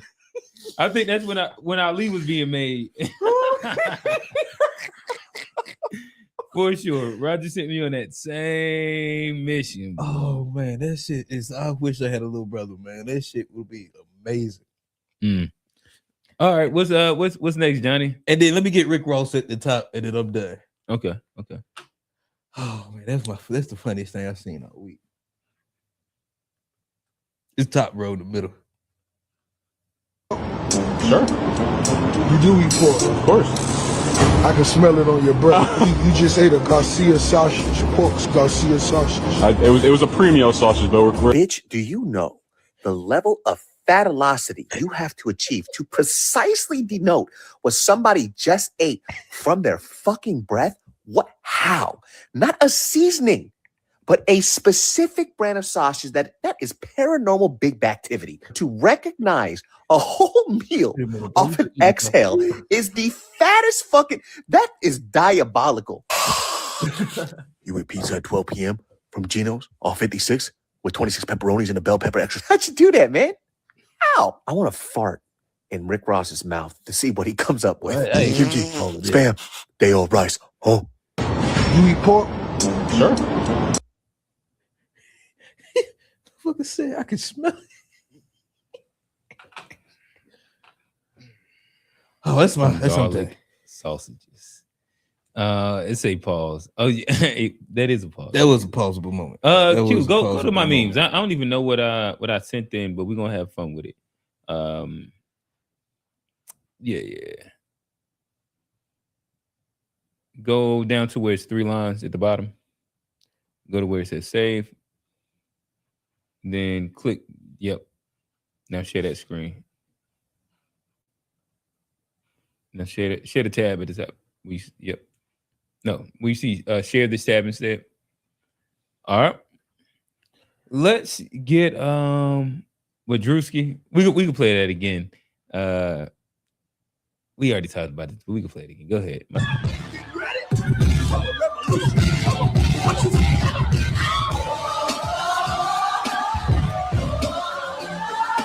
Do you want a revolution? I'm gonna have Wanda stand up here. Wanda, please.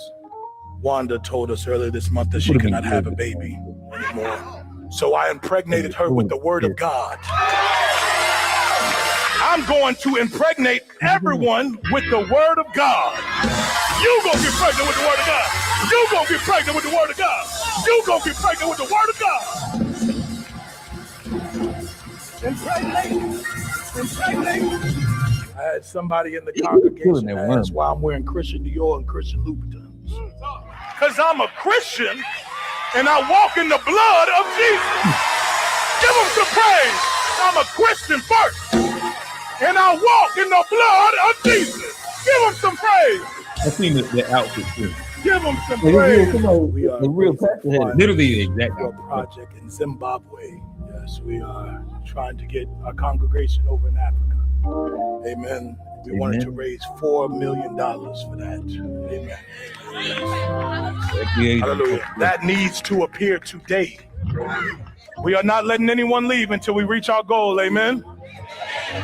Hallelujah. Life savings here. Give him some praise for that. Give it his life savings up. Man, $62. Apostle Richie says, Yo, baby, can you help me? I said, can you help me? I said, can you help me? I'm going to finish this word here. And I'm going to do the Christian version. Don't worry about it. I'm going to do the Christian version. I'm driving this Billy Bentayga because I believe in Christ. Can you leap on your legs like a survivor? Can you leap on your legs till the money fall out your pocket?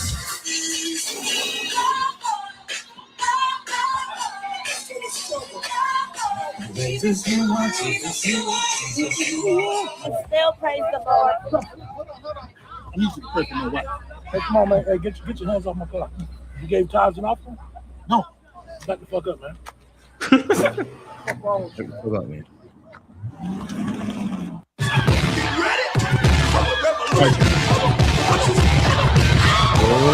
whoa, whoa, whoa.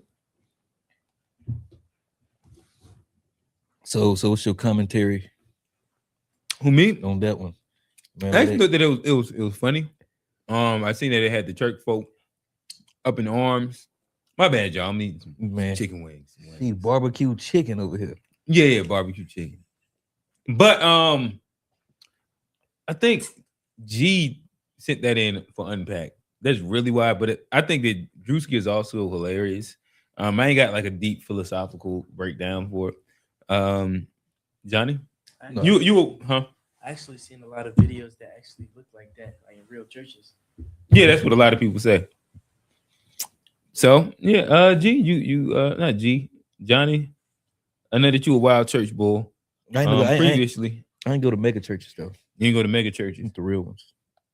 Real ones. So there's a difference between a real one and a mega church. I mean, the skits about mega churches. Oh, okay. How many of those points outside of them being suspended up in the air resonate with real churches as well? Well, I mean, as a person who went to real church, I ain't necessarily get offended. Or like not in real church. but- You didn't answer any question I just asked. How many of those points? Let's walk through some of them. The pastor exploiting the congregation with material things. I mean, for the material things. The well-dressed pastor, the nice car outside. Is that something that exists only in mega churches, or is that also something that is seen consistently in regular churches too? It's come on, you going to try and think now. No, I'm not. But I mean, go ahead. Said consistently in like smaller churches. It's not consistent. Does it happen every now and then? Holy shit! All right, I'm going to go ahead and rewind now. What is your critiques of the black church? Holy shit! I could have swore prosperity preaching was one of them. But those deal with mega churches. Look, most of those are big so- churches, and then when I've had that, probably like I'm going to mega churches. So in Columbia, your critiques with like the churches that you said that you went to and why you're not for the black church, those are all like your third party observation of mega churches, or like the churches you was at? the churches I went, but it didn't have nothing to do with exploitation of. Mine was more of a hypocrisy thing on principle. Specifically, it was a very specific so for instance. you, the churches that you went to, your pastor didn't drive really nice cars and stuff like that, and they didn't ask for money from the congregation. They had tithes and offering. We had a building fund, just the regular stuff. But like, yeah, I don't necessarily know none of the pastors I went to having like they had nice cars, but I wouldn't say the nicest cars in the congregation. Oh, okay. But I mean, they had decent. They were like they weren't the poorest people in the congregation. So for you, these are tropes only of mega churches, not regular churches. For the most part, yes. Like, Tap especially out. like when it comes to like a super rich pastor and Christian Dior, that don't happen in regular churches. That's a mega church type of deal. Like, honestly, you have to have a mega church to even get that kind of money. If you have a smaller church, your congregation is right now have millions in what you're offerings. using is like Christian Dior instead of like literally one of the most classic tropes. I think maybe Rail and Tone were just arguing about this. Is the idea of the entertainer pastor inside all churches? Church pastor. All right, so let's go to any critique of pastors in the 1990s, any critique of pastors in the 1980s.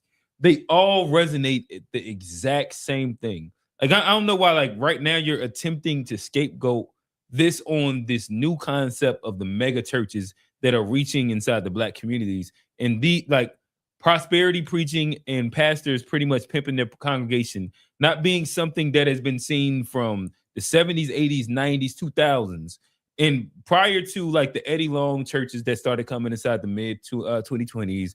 And these things, like, these are the TD Jakeses of the the world. TD Jakes, like these things all existed prior to that. Like, whether you want to look at like every single Black comedy skit that ever exists about the hood, dealing with it, or real actual critique of pastors. Okay, cool, but like I don't understand why you escape. I'm not saying it does. I'm not saying it never happened. No, I'm just saying but it's you're a common me, trope. But you're asking me about like the pastors that I grew up with. No, I didn't that's not. necessarily- So I did ask you that, but I asked first about, is this a trope of only mega churches, And I think or when you come like, to the this big is a money, trope I think of- that's mostly a mega church thing. It's a little small. All right, churches so aren't pastors gonna be- driving the Benz is a mega church thing. a Bentley Bentayga, yes. No, pastors driving the Benz is and this is why like you keep trying to go to like the furthest extreme to it. But pastors driving a Benz while their congregation is poor, and the old lady giving her life savings to the building fund and shit. Like, this is only for mega churches? All right, I'm tapped. I mean, like, I ain't even interested in the conversation because we're like, not so- even having a genuine conversation. I'm tapped out. Bro, like when it comes to extreme exploitation like that, that's the mega churches. Like the that's- mega churches didn't exist when these tropes first Bro, they always have been there. originated. These huge churches have always been out there. Friendship Baptist on the west side has been one of the biggest churches. It always Bro, had 1,000, 2,000 people. Even You in the 90s, it's been like there's always been these bigger churches. Now they're getting into 10, 15, 20,000, but you've always had the church with 1,000, 2,000, 3,000 people versus the one that had 50 people coming. The pastor that's preaching for 50 people isn't exploiting them 50 people to a way to where he, like we're seeing it on the Drewski skit. It's not happening. And With only thing 50 people. only thing that makes some sense is that to the extent of the Drewski skit. Let's move away from like a pastor being extended from the rafters, there being graphics and pyometrics behind them, and pastors exploiting their congregation. This is not new. This is not a mega church thing. This is not an uncommon critique of Black churches. Somebody who grew up in the church, and I've had my own fair share of the church critique. You've never once heard me talking about the church I grew up or any of the churches I've been associated with financial exploitation. My biggest things with there's hypocrisy and like some of the words with the behavior. All right, so just making sure. So I just want to and the thing that goes back to help like me understand, like, because the I crime don't bill in necessarily care. 1994. I don't necessarily care about like your anecdote. Would you say that that's not a trope of Black churches and pastors? I guess it could be a trope, but I don't think it's a fair trope for most pastors. And I think there's a specific percentage that does that, but hilarious to me. But whatever. Like I don't care about it enough. All I do is just hear a bunch of y'all Christians complain about the same thing. And every single time y'all complain about it, it's the same thing. And it's funny right now that you're attempting to rewrite one of the most, if not the most common trope of the Black pastor. Not the mega church pastor, but literally the Black pastor. This is why it was such a big thing on social media. It's not because it was only geared to the mega churches, because most people don't go to mega churches. It was a big thing and went viral because of, and you hear pastors talk about it, because there's truth to what people think of pastors in the black church in general. Like, I don't understand, like we are we pretending prosperity preaching just came about from the mega black church? Like, these aren't things that are like to me, as somebody who went to a about. smaller black church, I've always thought and gave him tithes and offering and like could come talk to me. I've always associated. That's not what I asked. I said, are we saying that the yes, concept, I'm saying that yes, that's a mega church thing. Smaller pastors aren't with that. It's always been a mega church thing. Now, as somebody who hadn't been to church, you might have thought we were talking about, but it's always been associated with the people bigger that churches. I heard talk it's about always it been weren't going to associated mega, with the bigger All churches. right, my bad. So the biggest churches always only been associated with the bigger churches. Yeah, again, this isn't true, but no worries. Like for prosperity preaching, this always been associated. So because they have to have Johnny, big churches for the prosperity. I understand, preaching. I've went to churches before. Like, I'm not like an outsider of understanding any of these concepts, and this is why, again, to me, like the cape, like you're putting on a different cape, but it's a cool cape, and it's one that goes against most things that most black people will actually articulate, and that's cool. I will just next week bring like a bunch of evidence to the thing that I'm talking about, because of, again, whether we talk about inner city LA and how their feelings about preachers, if you go to like every skit about anybody inside like underprivileged neighborhoods and what the black pastor is doing, these are the most common tropes.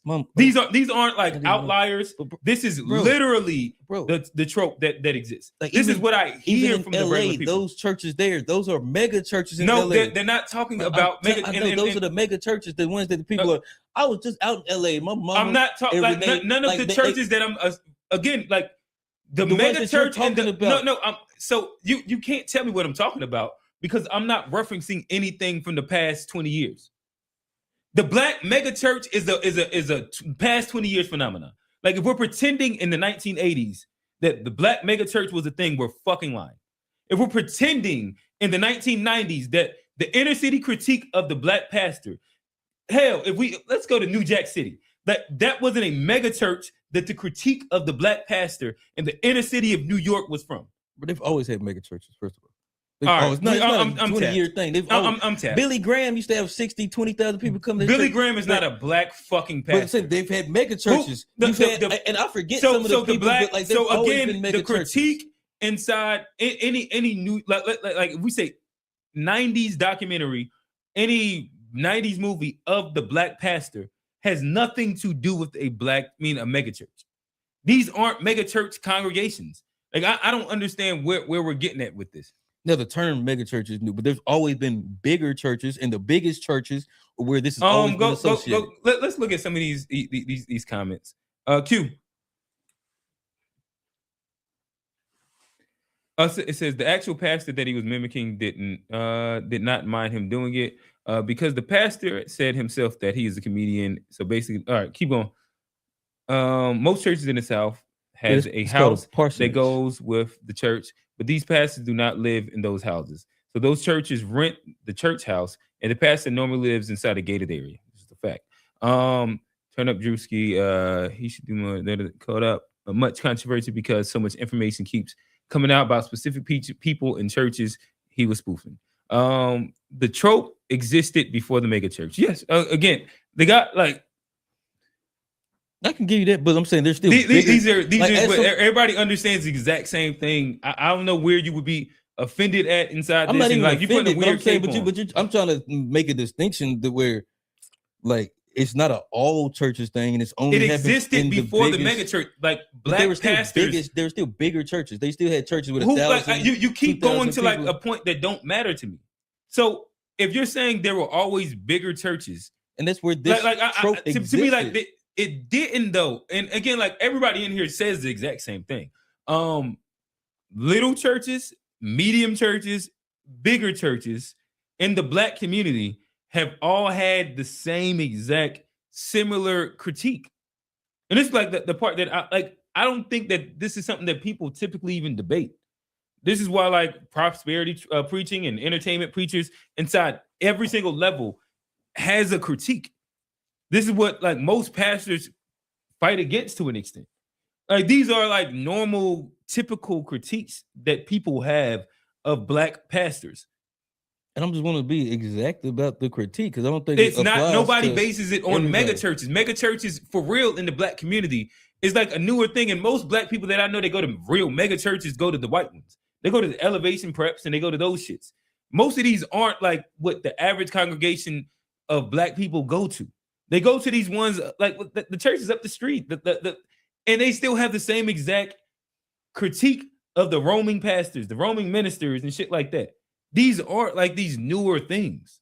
And you can like move like religion and go away from Christianity and like whether it's ministers and pastors or hijabs of anything. Like these are critiques that exist with these people and what they're doing with the funds. Like again, I don't understand why we would just say, nah, it's just mega churches. The regular black pastors, they just always be doing right by their congregation. That is nowhere near the actual real critique of these churches. Like, go ahead. No, I guess not. What look like we got another comment. Every mega church started as a little church. Not, This is just don't worry.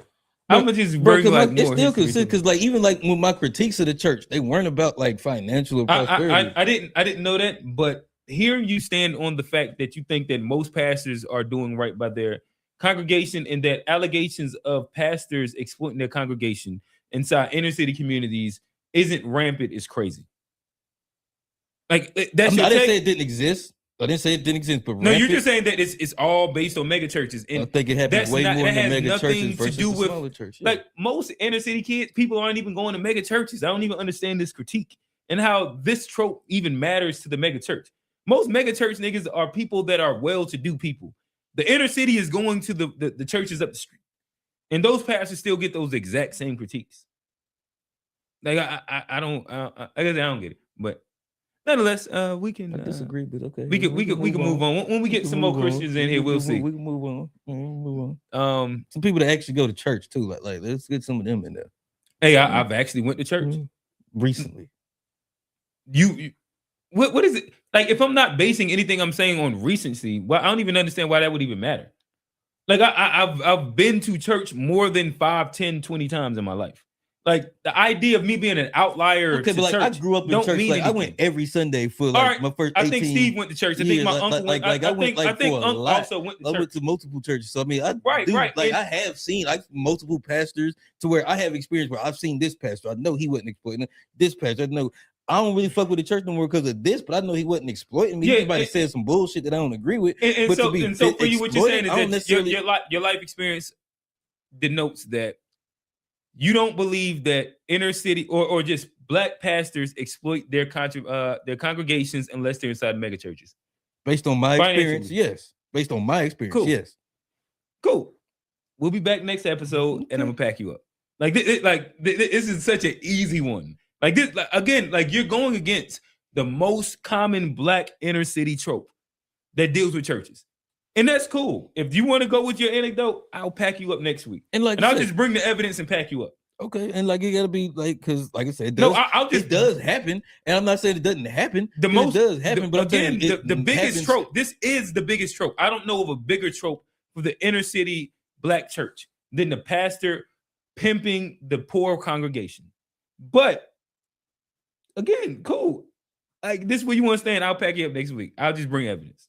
Yeah, go ahead. All right, so let's move on. Let's QJ, you spun us into the Magic Don Juan with the pastor of the church for 7 years.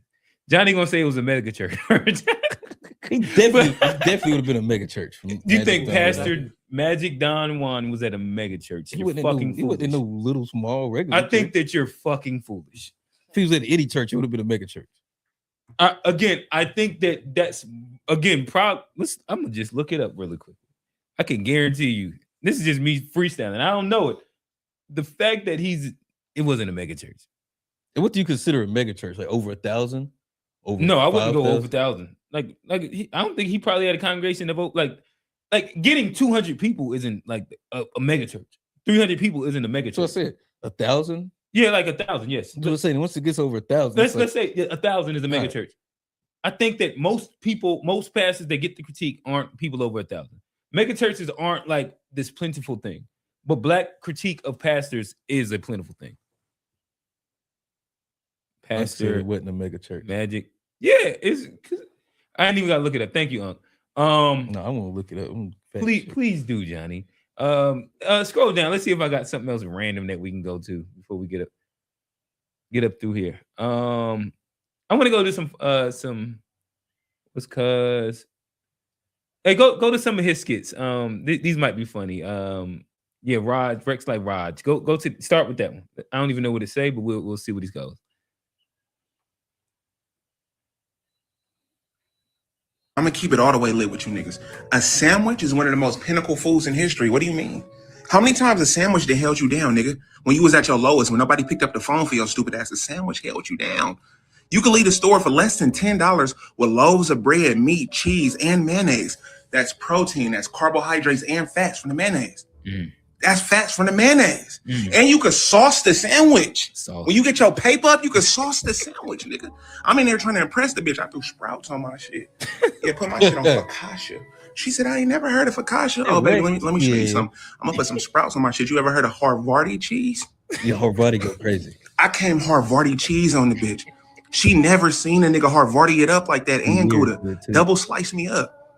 If I'm feeling fancy, if I'm doing too much and I'm fake healthy, I'll put that bitch on rye bread. The fuck is you talking about? I'll sauce my shit up. Back in the day, nigga, I came from, my granny used to have the Wonder Bread, the Miracle Whip, the ham, and the Kraft single slices. That's what I come from. You don't know. That shit used to turn into mush at the top of your mouth. You never ate why does the fucking sandwich has the same texture as gravy? That's dressing in gravy at the top of the roof of your mouth. What do you mean I come from that? I'm saucing sandwiches up. I'm like, hey, King, you got to learn how to cook, man. Because you're not really in love, nigga. You just hungry. She whooping your ass with the Prego sauce. It's not even homemade sauce. She whooping your ass with the Prego Alfredo sauce, bro. You deserve better than that. Everything you open her cabinet is all Prego, tomato, basil, roasted garlic, Alfredo, traditional. Everything Prego, $4.99, not even a glass jar. The plastic Prego. Not a plastic. Bro, you deserve better than that. It's not made with love. You lusting over her, bro. The coochie good and the Prego sauce got high sodium content. You wonder why you bloated and your face swollen. She got your face swollen, nigga. That's not real love. She make you eggs. You got to douse them in ketchup. Why, nigga? Because it ain't got no seasoning. You don't supposed to put that much ketchup on your eggs, nigga. They supposed to have flavor off rib. Everything she make you out the bag. You deserve better than that, King. Learn how to cook. You don't love her. You just hungry. Hey, King, you got to learn how to cook, man. Bro, I could survive anything, nigga. I survived 4 Locos and Adios Amigos, nigga. 4 Locos, nigga. What the fuck was even that, nigga? What are you talking about? What was even in here? Malt liquor, seltzers, brown alcohol, gin, tonic, fucking ginseng. We don't know what the fuck was in that, bro. I used to drink a can and a half, 2 cans of that. I woke up in the bushes. Like, that don't even sound right. Where the fuck am I? Off a 4 Loco? A 4 Crazy? The shit is called 4 Crazy in a can. We used to crack them motherfuckers like ginger ales. Wake up in Narnia, nigga. The concoction chemical mix. Boy, where are we? Bro, I can survive anything, nigga. I survive. And I know I've been on the internet lately on a lot of funny shit, right? I be on funny shit, bro. I'm never on dumb shit. That's 2 different things.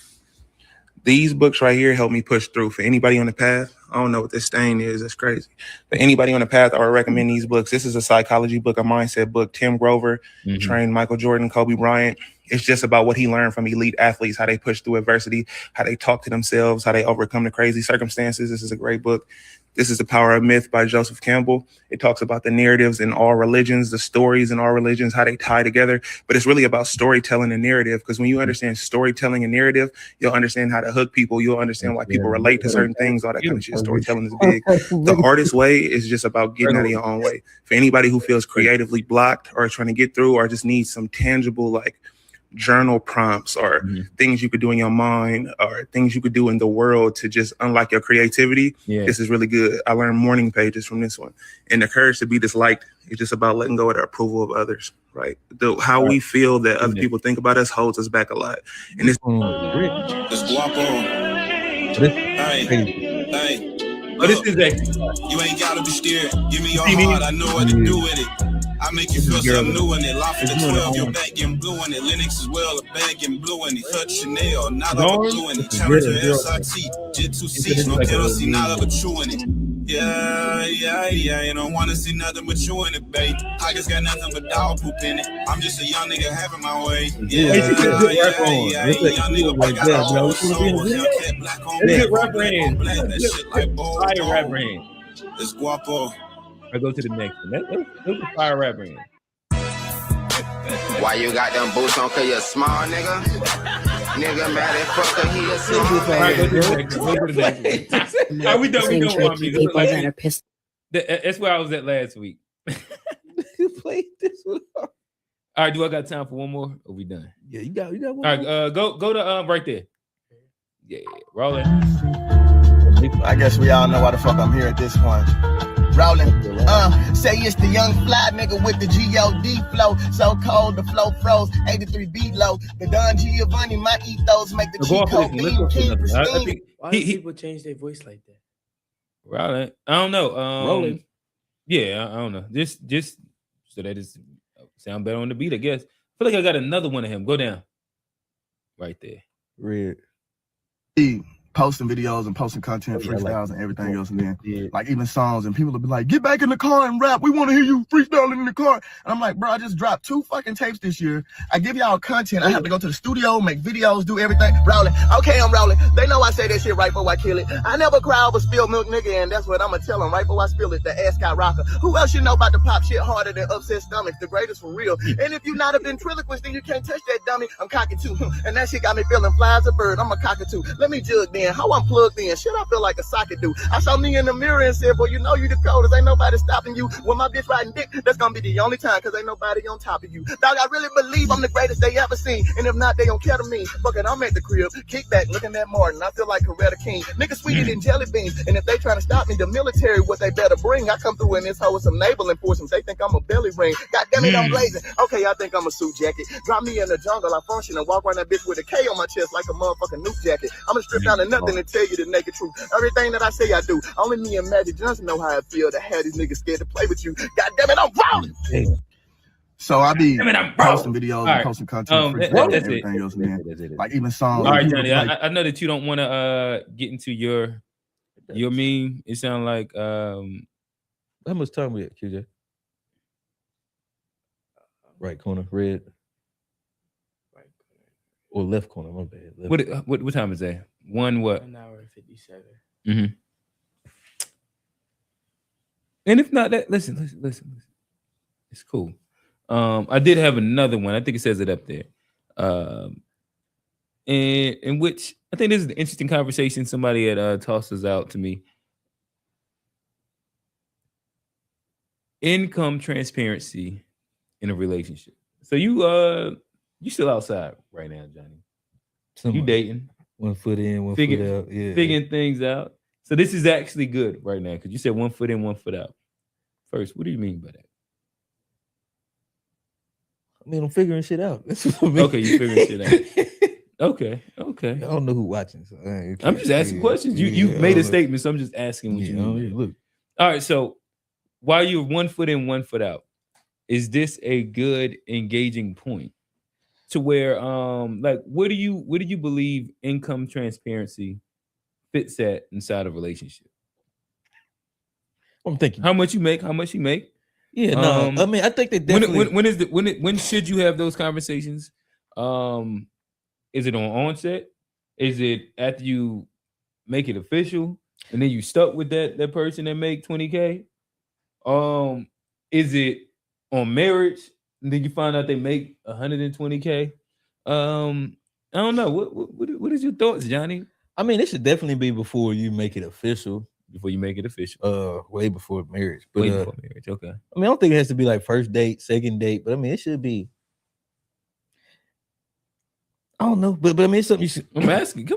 I don't know an exact So when to like right now you got like 1 foot in and 1 foot out. You halfway in the door. I'm paying attention. I'm taking notes. And so I'll be so as a part of like you being 1 foot in, 1 foot out.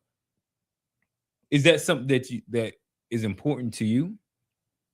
Is it something that you plan on finding out and or bringing up so that there's proper expectations? Yeah, talk to me.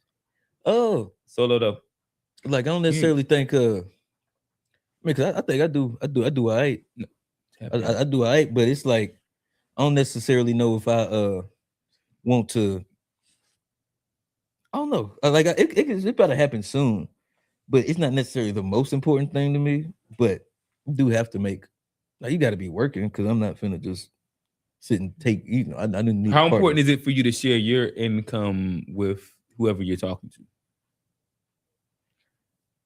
And when do you feel like that's important for you to do? And here's my thing. I don't know if the actual I make a certain amount of money per year or per check is like the important part. It's more about like your financial stability, like how well are your bills taken So care for you, of. how much you make by itself is not important. I mean, it's part of it, but it's more to do with like your credit, like how your bills, like, are you not with a bunch of debt? So what if you got like 800 credit score and you make 15K? You think she's still rolling? You don't think that mattered to her? It just depends, because you got 800 credit score, you're doing something right for a long, like you're doing something right. So that 15 is working for you, or you might got. Doesn't other mean that income. you don't default and you pay your bills on time. You got, and you got like I don't know, you can have like 2 or 3 credit cards for like 15 years. 800 is crazy. Like 800 is not crazy. I've had had 800. I don't think that I'm crazy. But you paying your bills and you On financially time. stable. Yeah, it's a signal. It's an indicator of financial stability. Sure, but you don't think that them also I don't knowing think that you just make 15 80,000 is the most, like, because you can make 80,000 and have. Nobody said that. Let's stick with where we was just at though. You don't think that having 800? First of all, 15 is too low. Like that's just too low. Now we are actually That's too having low. like No, that's too low. That's too low. So you think That's that too she low. would probably like, great, good job with your credit score, but this is not going to be able to keep up my lifestyle, depending on the female that you're talking to. You know what I mean? So there is a level where it does matter how much you make. I put it at that basement just for us to walk up for. So you said yes, then, right? 15 to be too low, and Yeah, that's too low. You probably need to, So do you think that it is when do you think that it's important to share how much you make? While you're out here I dating? think before, like, y'all make it serious. Like, I mean, once y'all kind of figure out, oh, this is something I'm probably want to, because then so when are you comfortable sharing? After the honeymoon phase.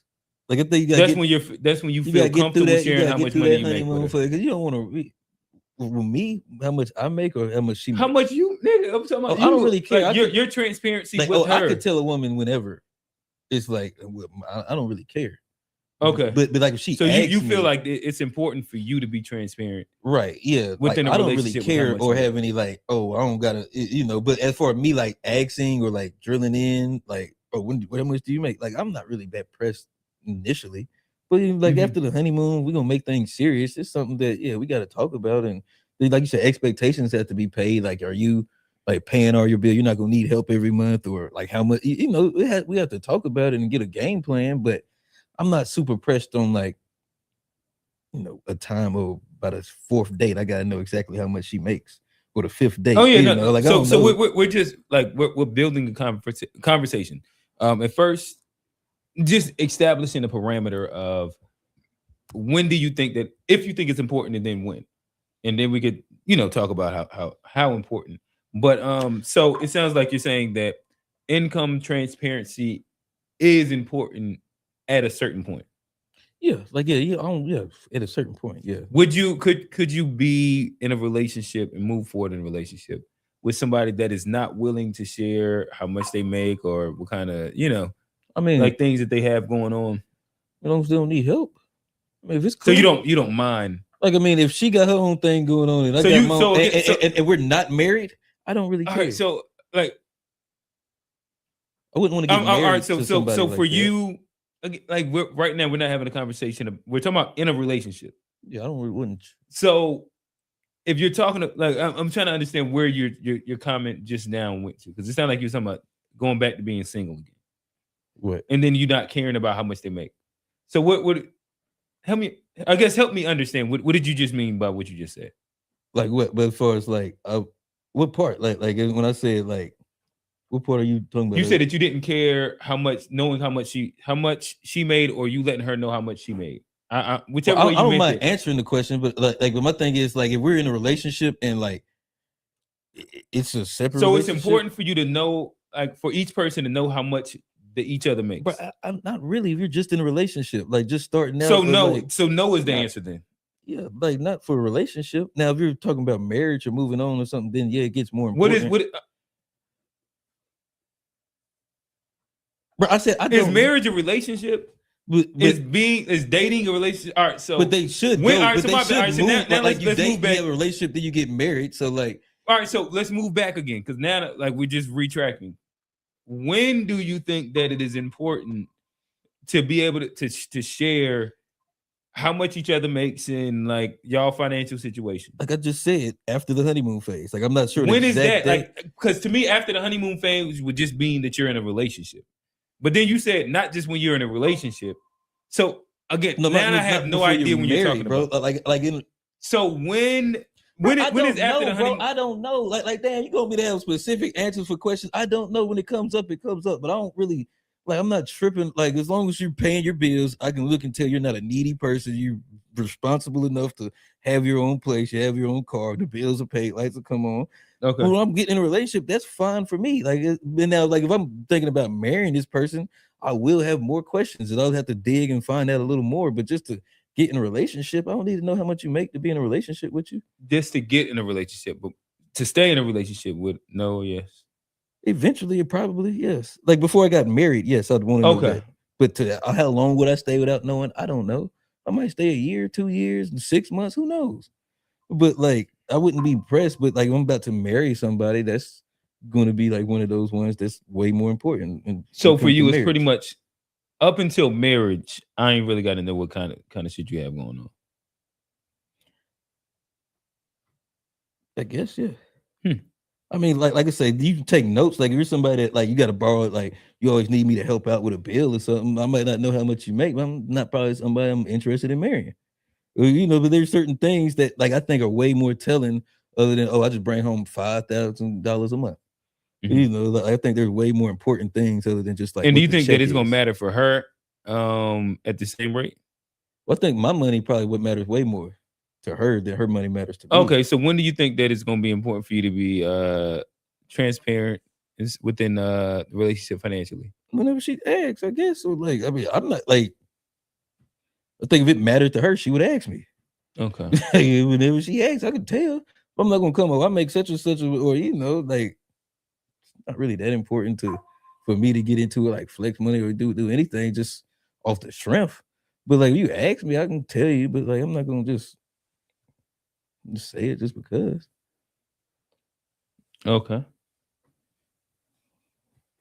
When do you think money should be discussed? You think that's a second, third, fourth date type of thing? or- So one, I guess if I start at the top, I think that income transparency is important because like if you work from the top down, most marriages and relationships end because of like 2 or 3 things. That's infidelity and that's money. And I can't think of what the other one is. But the top, like I think like the top 2 ends up being infidelity and money. Money, problems, and infidelity. So if we understand that like bad communication with money is like a downfall of majority of relationships that end, then if you work backwards, probably should be a priority when figuring out how long that like if this relationship is going to eventually make sense. Because we also need to know, do our values align when it comes down to financial planning, lifestyle. To me, like almost most of, if not all of these different little things. But see, but my thing And with that, this is but where even with that, I think the dollar amount is least important into your financial literacy, like your credit, your ability to budget your money. Because like think that I if know we- people who make $100,000 but spend $100,000 a year, and at the end of the year they're back at zero. I know people that make 50 and spend 20, and at the end of the year they got make 30. 50 and then spend- Oh, But yeah, so I I think it's more important what you do with the money versus like the actual dollar amount, because like that changes over time. But an 800 credit score means you was always paying your bills. Yeah, again, I don't think that people care if you have 800 credit score if you make 15,000 a year. But what if, Like I don't know how much that makes a but difference. like for I do one year, think but, that but like what if you make 40 the next year and 50 the next year? Like you can Again, incomes change your credit, incomes- your credit, your responsibility. Those are things that are like consistent. So you your got credit and your responsibility wavers a lot. Also, if you go get a new car and or take out a big enough loan, your credit's going to drop. But these are the yeah, reality. but that's I don't just dumb. understand. What But that if means. you but if you know not to take out that loan and you just make do, but like there's people that make Well, $100 if you have grand. to- If there's somebody that make $100 grand, they'll take out a big ass loan and end up in debt. So like your money doesn't really matter if you're in debt. You see your what I'm money saying? does. Your money does. So like, what are we talking about? Like I don't even understand like the argument that you're making. So pretending like yearly income, gross income does not matter.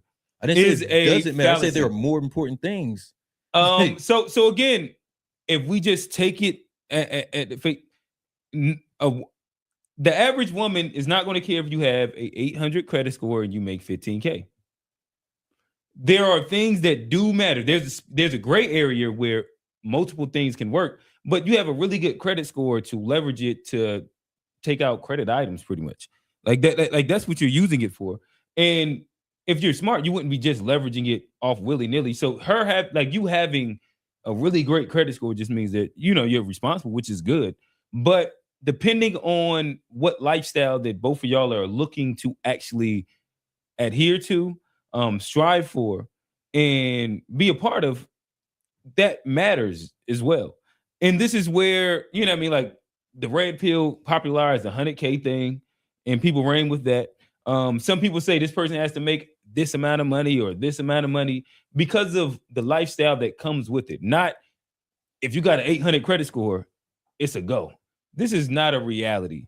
Like these are things that right now, what you're saying sounds good. I'm talking about looking for a partner though. Like yeah, I think credit score does make a difference. But if you have a good credit score, but y'all can't make ends meet because of like you both find out that y'all are living above your means and just are barely making it.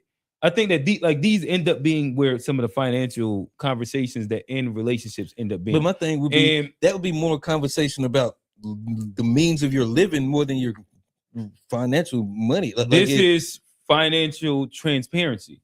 How much you make and how much you're spending. This is like actual income transparency, financial. Matters, yeah. But finances is like if you only make 20K and you live in a spot, pretty much like there's but so much spending that you can even allot for.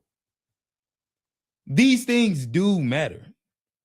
If I met you outside somewhere and this was your one day out of like 2 months, like, and I don't know that, this makes a difference once I get to know you and start being like, oh damn, let's go out on this day. Let's go out on this day. Let's go on this day. Let's maybe take a trip here. These things make a difference depending on like what you can actually really afford. In which if you get in a relationship where somebody has a different expectation financially, I think that really, really matters, especially if we know the end goal being the end goal being most relationships falls for two reasons: finances and infidelity. Like these are like simple concepts in my opinion. So you was asking me what I think. I think that transparency makes a big difference because of like you could be in relationships where if both partners aren't being transparent with their finances, it leaves a lot of gray area for wonder, where like whether it's this person's not paying like the bill on time or they're asking to borrow money, and one might think that damn, you just spending shit egregiously, but maybe you're not making at a certain amount, and that conversation is different than you overspending or spending frivolously or it being a hole in your bank account. And proper expectations can actually be met and had. And there's an understanding of like, does this work or does this not work? What can we do? In comparison, a lot of people have a fear. You see this a lot in relationships. They have a fear of having this actual conversation because maybe like there's an ego trip to the conversation. But the conversation allows for solutions. When one, if not both people get offended at the conversation, then you end up having a space where you're continually revolving in conflict off of the thing that ends relationships. No, I get that. Yeah, I mean, I understand what you're saying, but I just don't know when, like, the perfect time to have said conversation. I think it's different with every relationship. Like, I don't think there's a set, like, oh, we've had 4 dates. It's time to have the Yeah, conversation. I don't think that it's like if we're saying like literally at day 15, but I do think that it is important to set a baseline really early. Like I've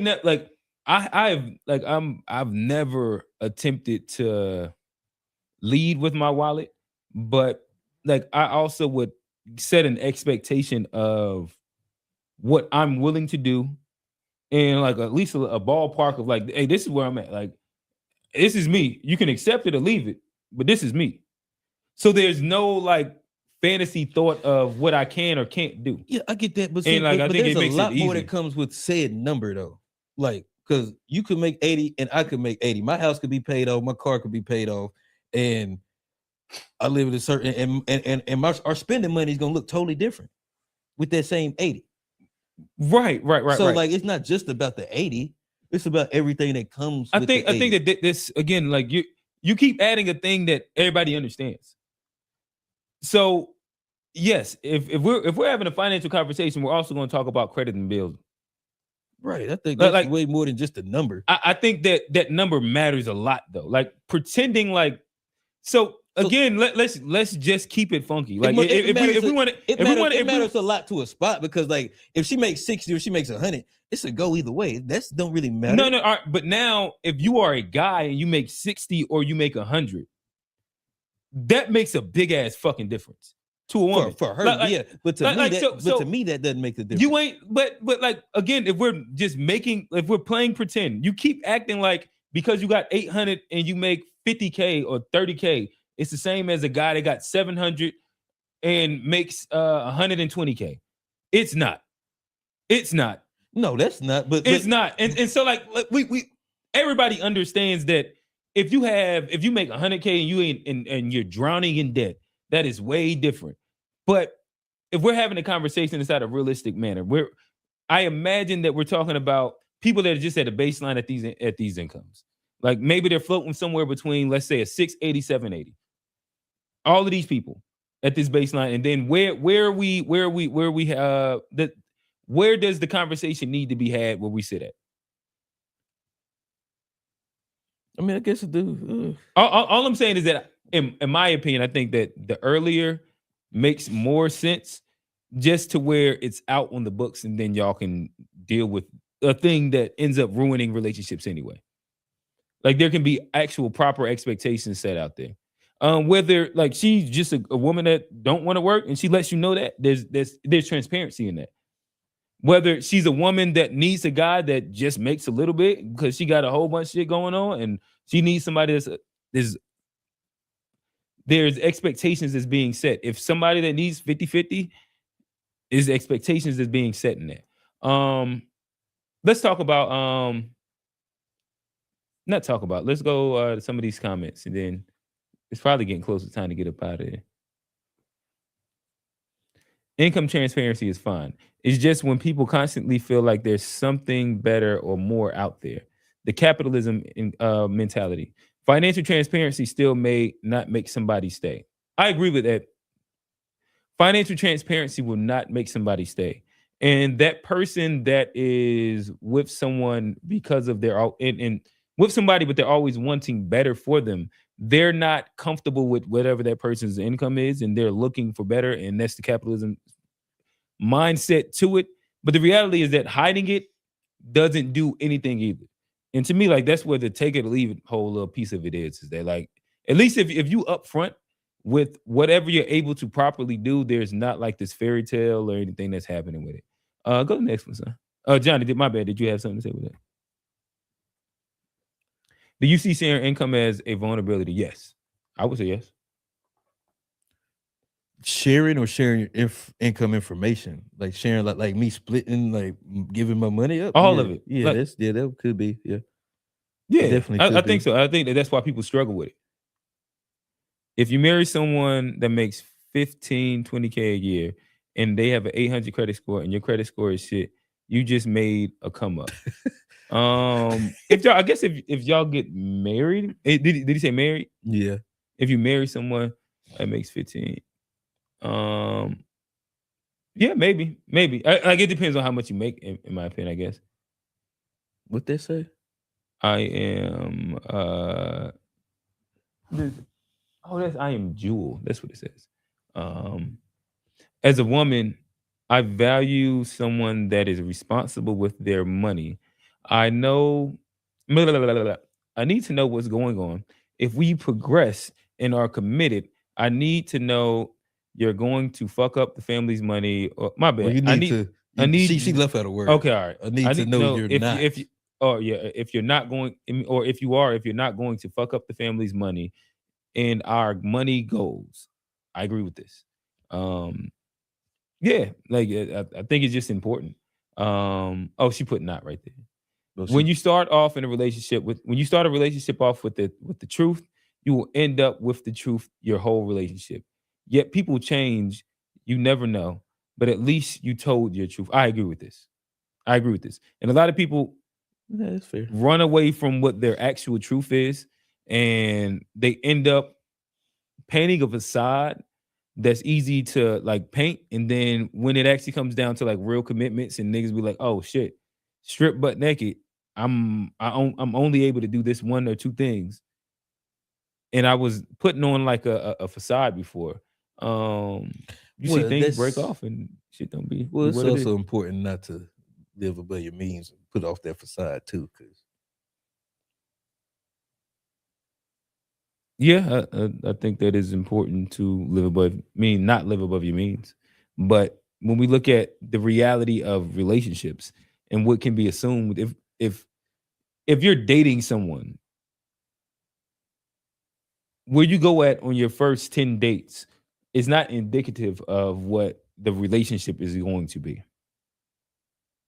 And so, like, what you're spending on these things might paint a picture to a person that this is a lifestyle that you can afford and will be a regular. In comparison, where like you have enough conversations, it's like, hey, like we're getting to know each other, we're courting. This ain't something that's always going to be. Like this will eventually become like something maybe we do once every 2 weeks, once a month, on special occasions or something like that. And like these are differences, well, but that's yeah. You gotta set it up right for sure. Put yourself in the hey, truth listen, I area. love making Johnny squirm. When we get to these conversations like this, Johnny, he get over here and start. Well, because you be so like It's you be wanting to throw, you be like, I don't when should you ask? I'm like, nigga, I don't know. I ain't asked, like I didn't. I said after the honeymoon. I think and then that's fair. I think that's a fair. And then time. you went and hopped on the other side. You say, well, unless you're married, you should. And then you went back. You like to squirm, and it's okay. But see, I do think because there is a version of relationship that I could be in where I don't really know. Well, to me, that I don't even think that that's a real relationship. Though. Like if you talking about like just talking to somebody, like y'all just fucking.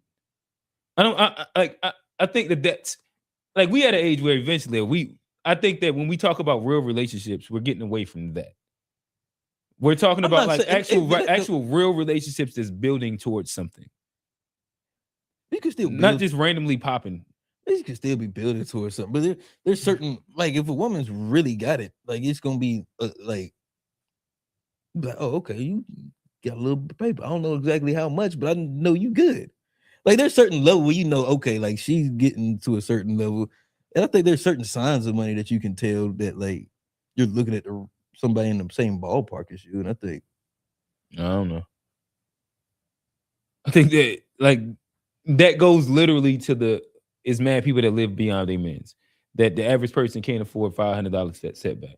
That you can see somebody that's balling at the club, and that is not indicative of what their actual real lifestyle is. Like we see all these things all the time. I would never wasn't talking about look at where somebody club lives stuff. at and be like, how much you make? Because you see people that make a lot and a little bit live inside very diverse places. Like these aren't like things that I personally look at outside of like, you know, like there's certain things that I do look at as markers early, but I think that eventually you just should have a regular conversation about like where you're at, where you're attempting to be, and then what each person is comfortable with. Because of if y'all don't align on those, I don't know where it even makes sense to like the relationship's gonna die anyway. You might as well get it cut early. yeah, it's a thought. That's a thought. Squirming Johnny boy. Get that boy squirming over here.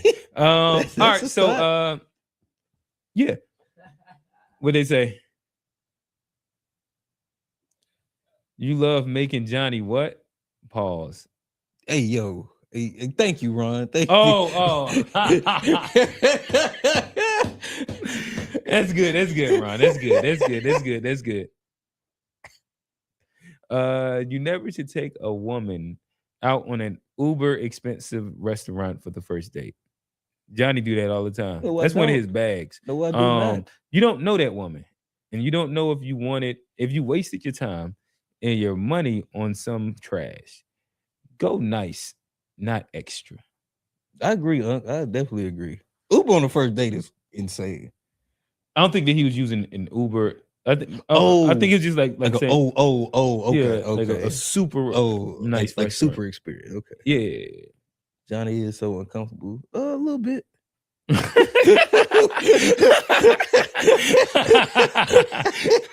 Maybe. God damn it. See, this would have been a good one with Rail here. It's because, but yeah, like I said, pause. I knew Johnny would squirm on this. Damn, it's time to go. It's getting late. But with that said, I'm a he. Go ahead, Johnny. Well, I appreciate the chat being active. Y'all, if y'all catching this later, y'all hit that like button, go ahead and subscribe. You can catch us on all social media at the To Be Fair Show. It's Facebook, Instagram, TikTok, Threads. We'll be back Friday, 9:30. Catch us here Saturday, 8:30. Who you talking to? And next Sunday, probably from room A again. Any last words? Yeah, it's okay to tell that lady how much you make. It's okay to tell that man how much you make too, ladies. It's okay to tell that man how much you make. It's okay to tell that man, ladies. But we out. I'm your host, Johnny P. Oh, head rail. It's Q. And we out. Peace.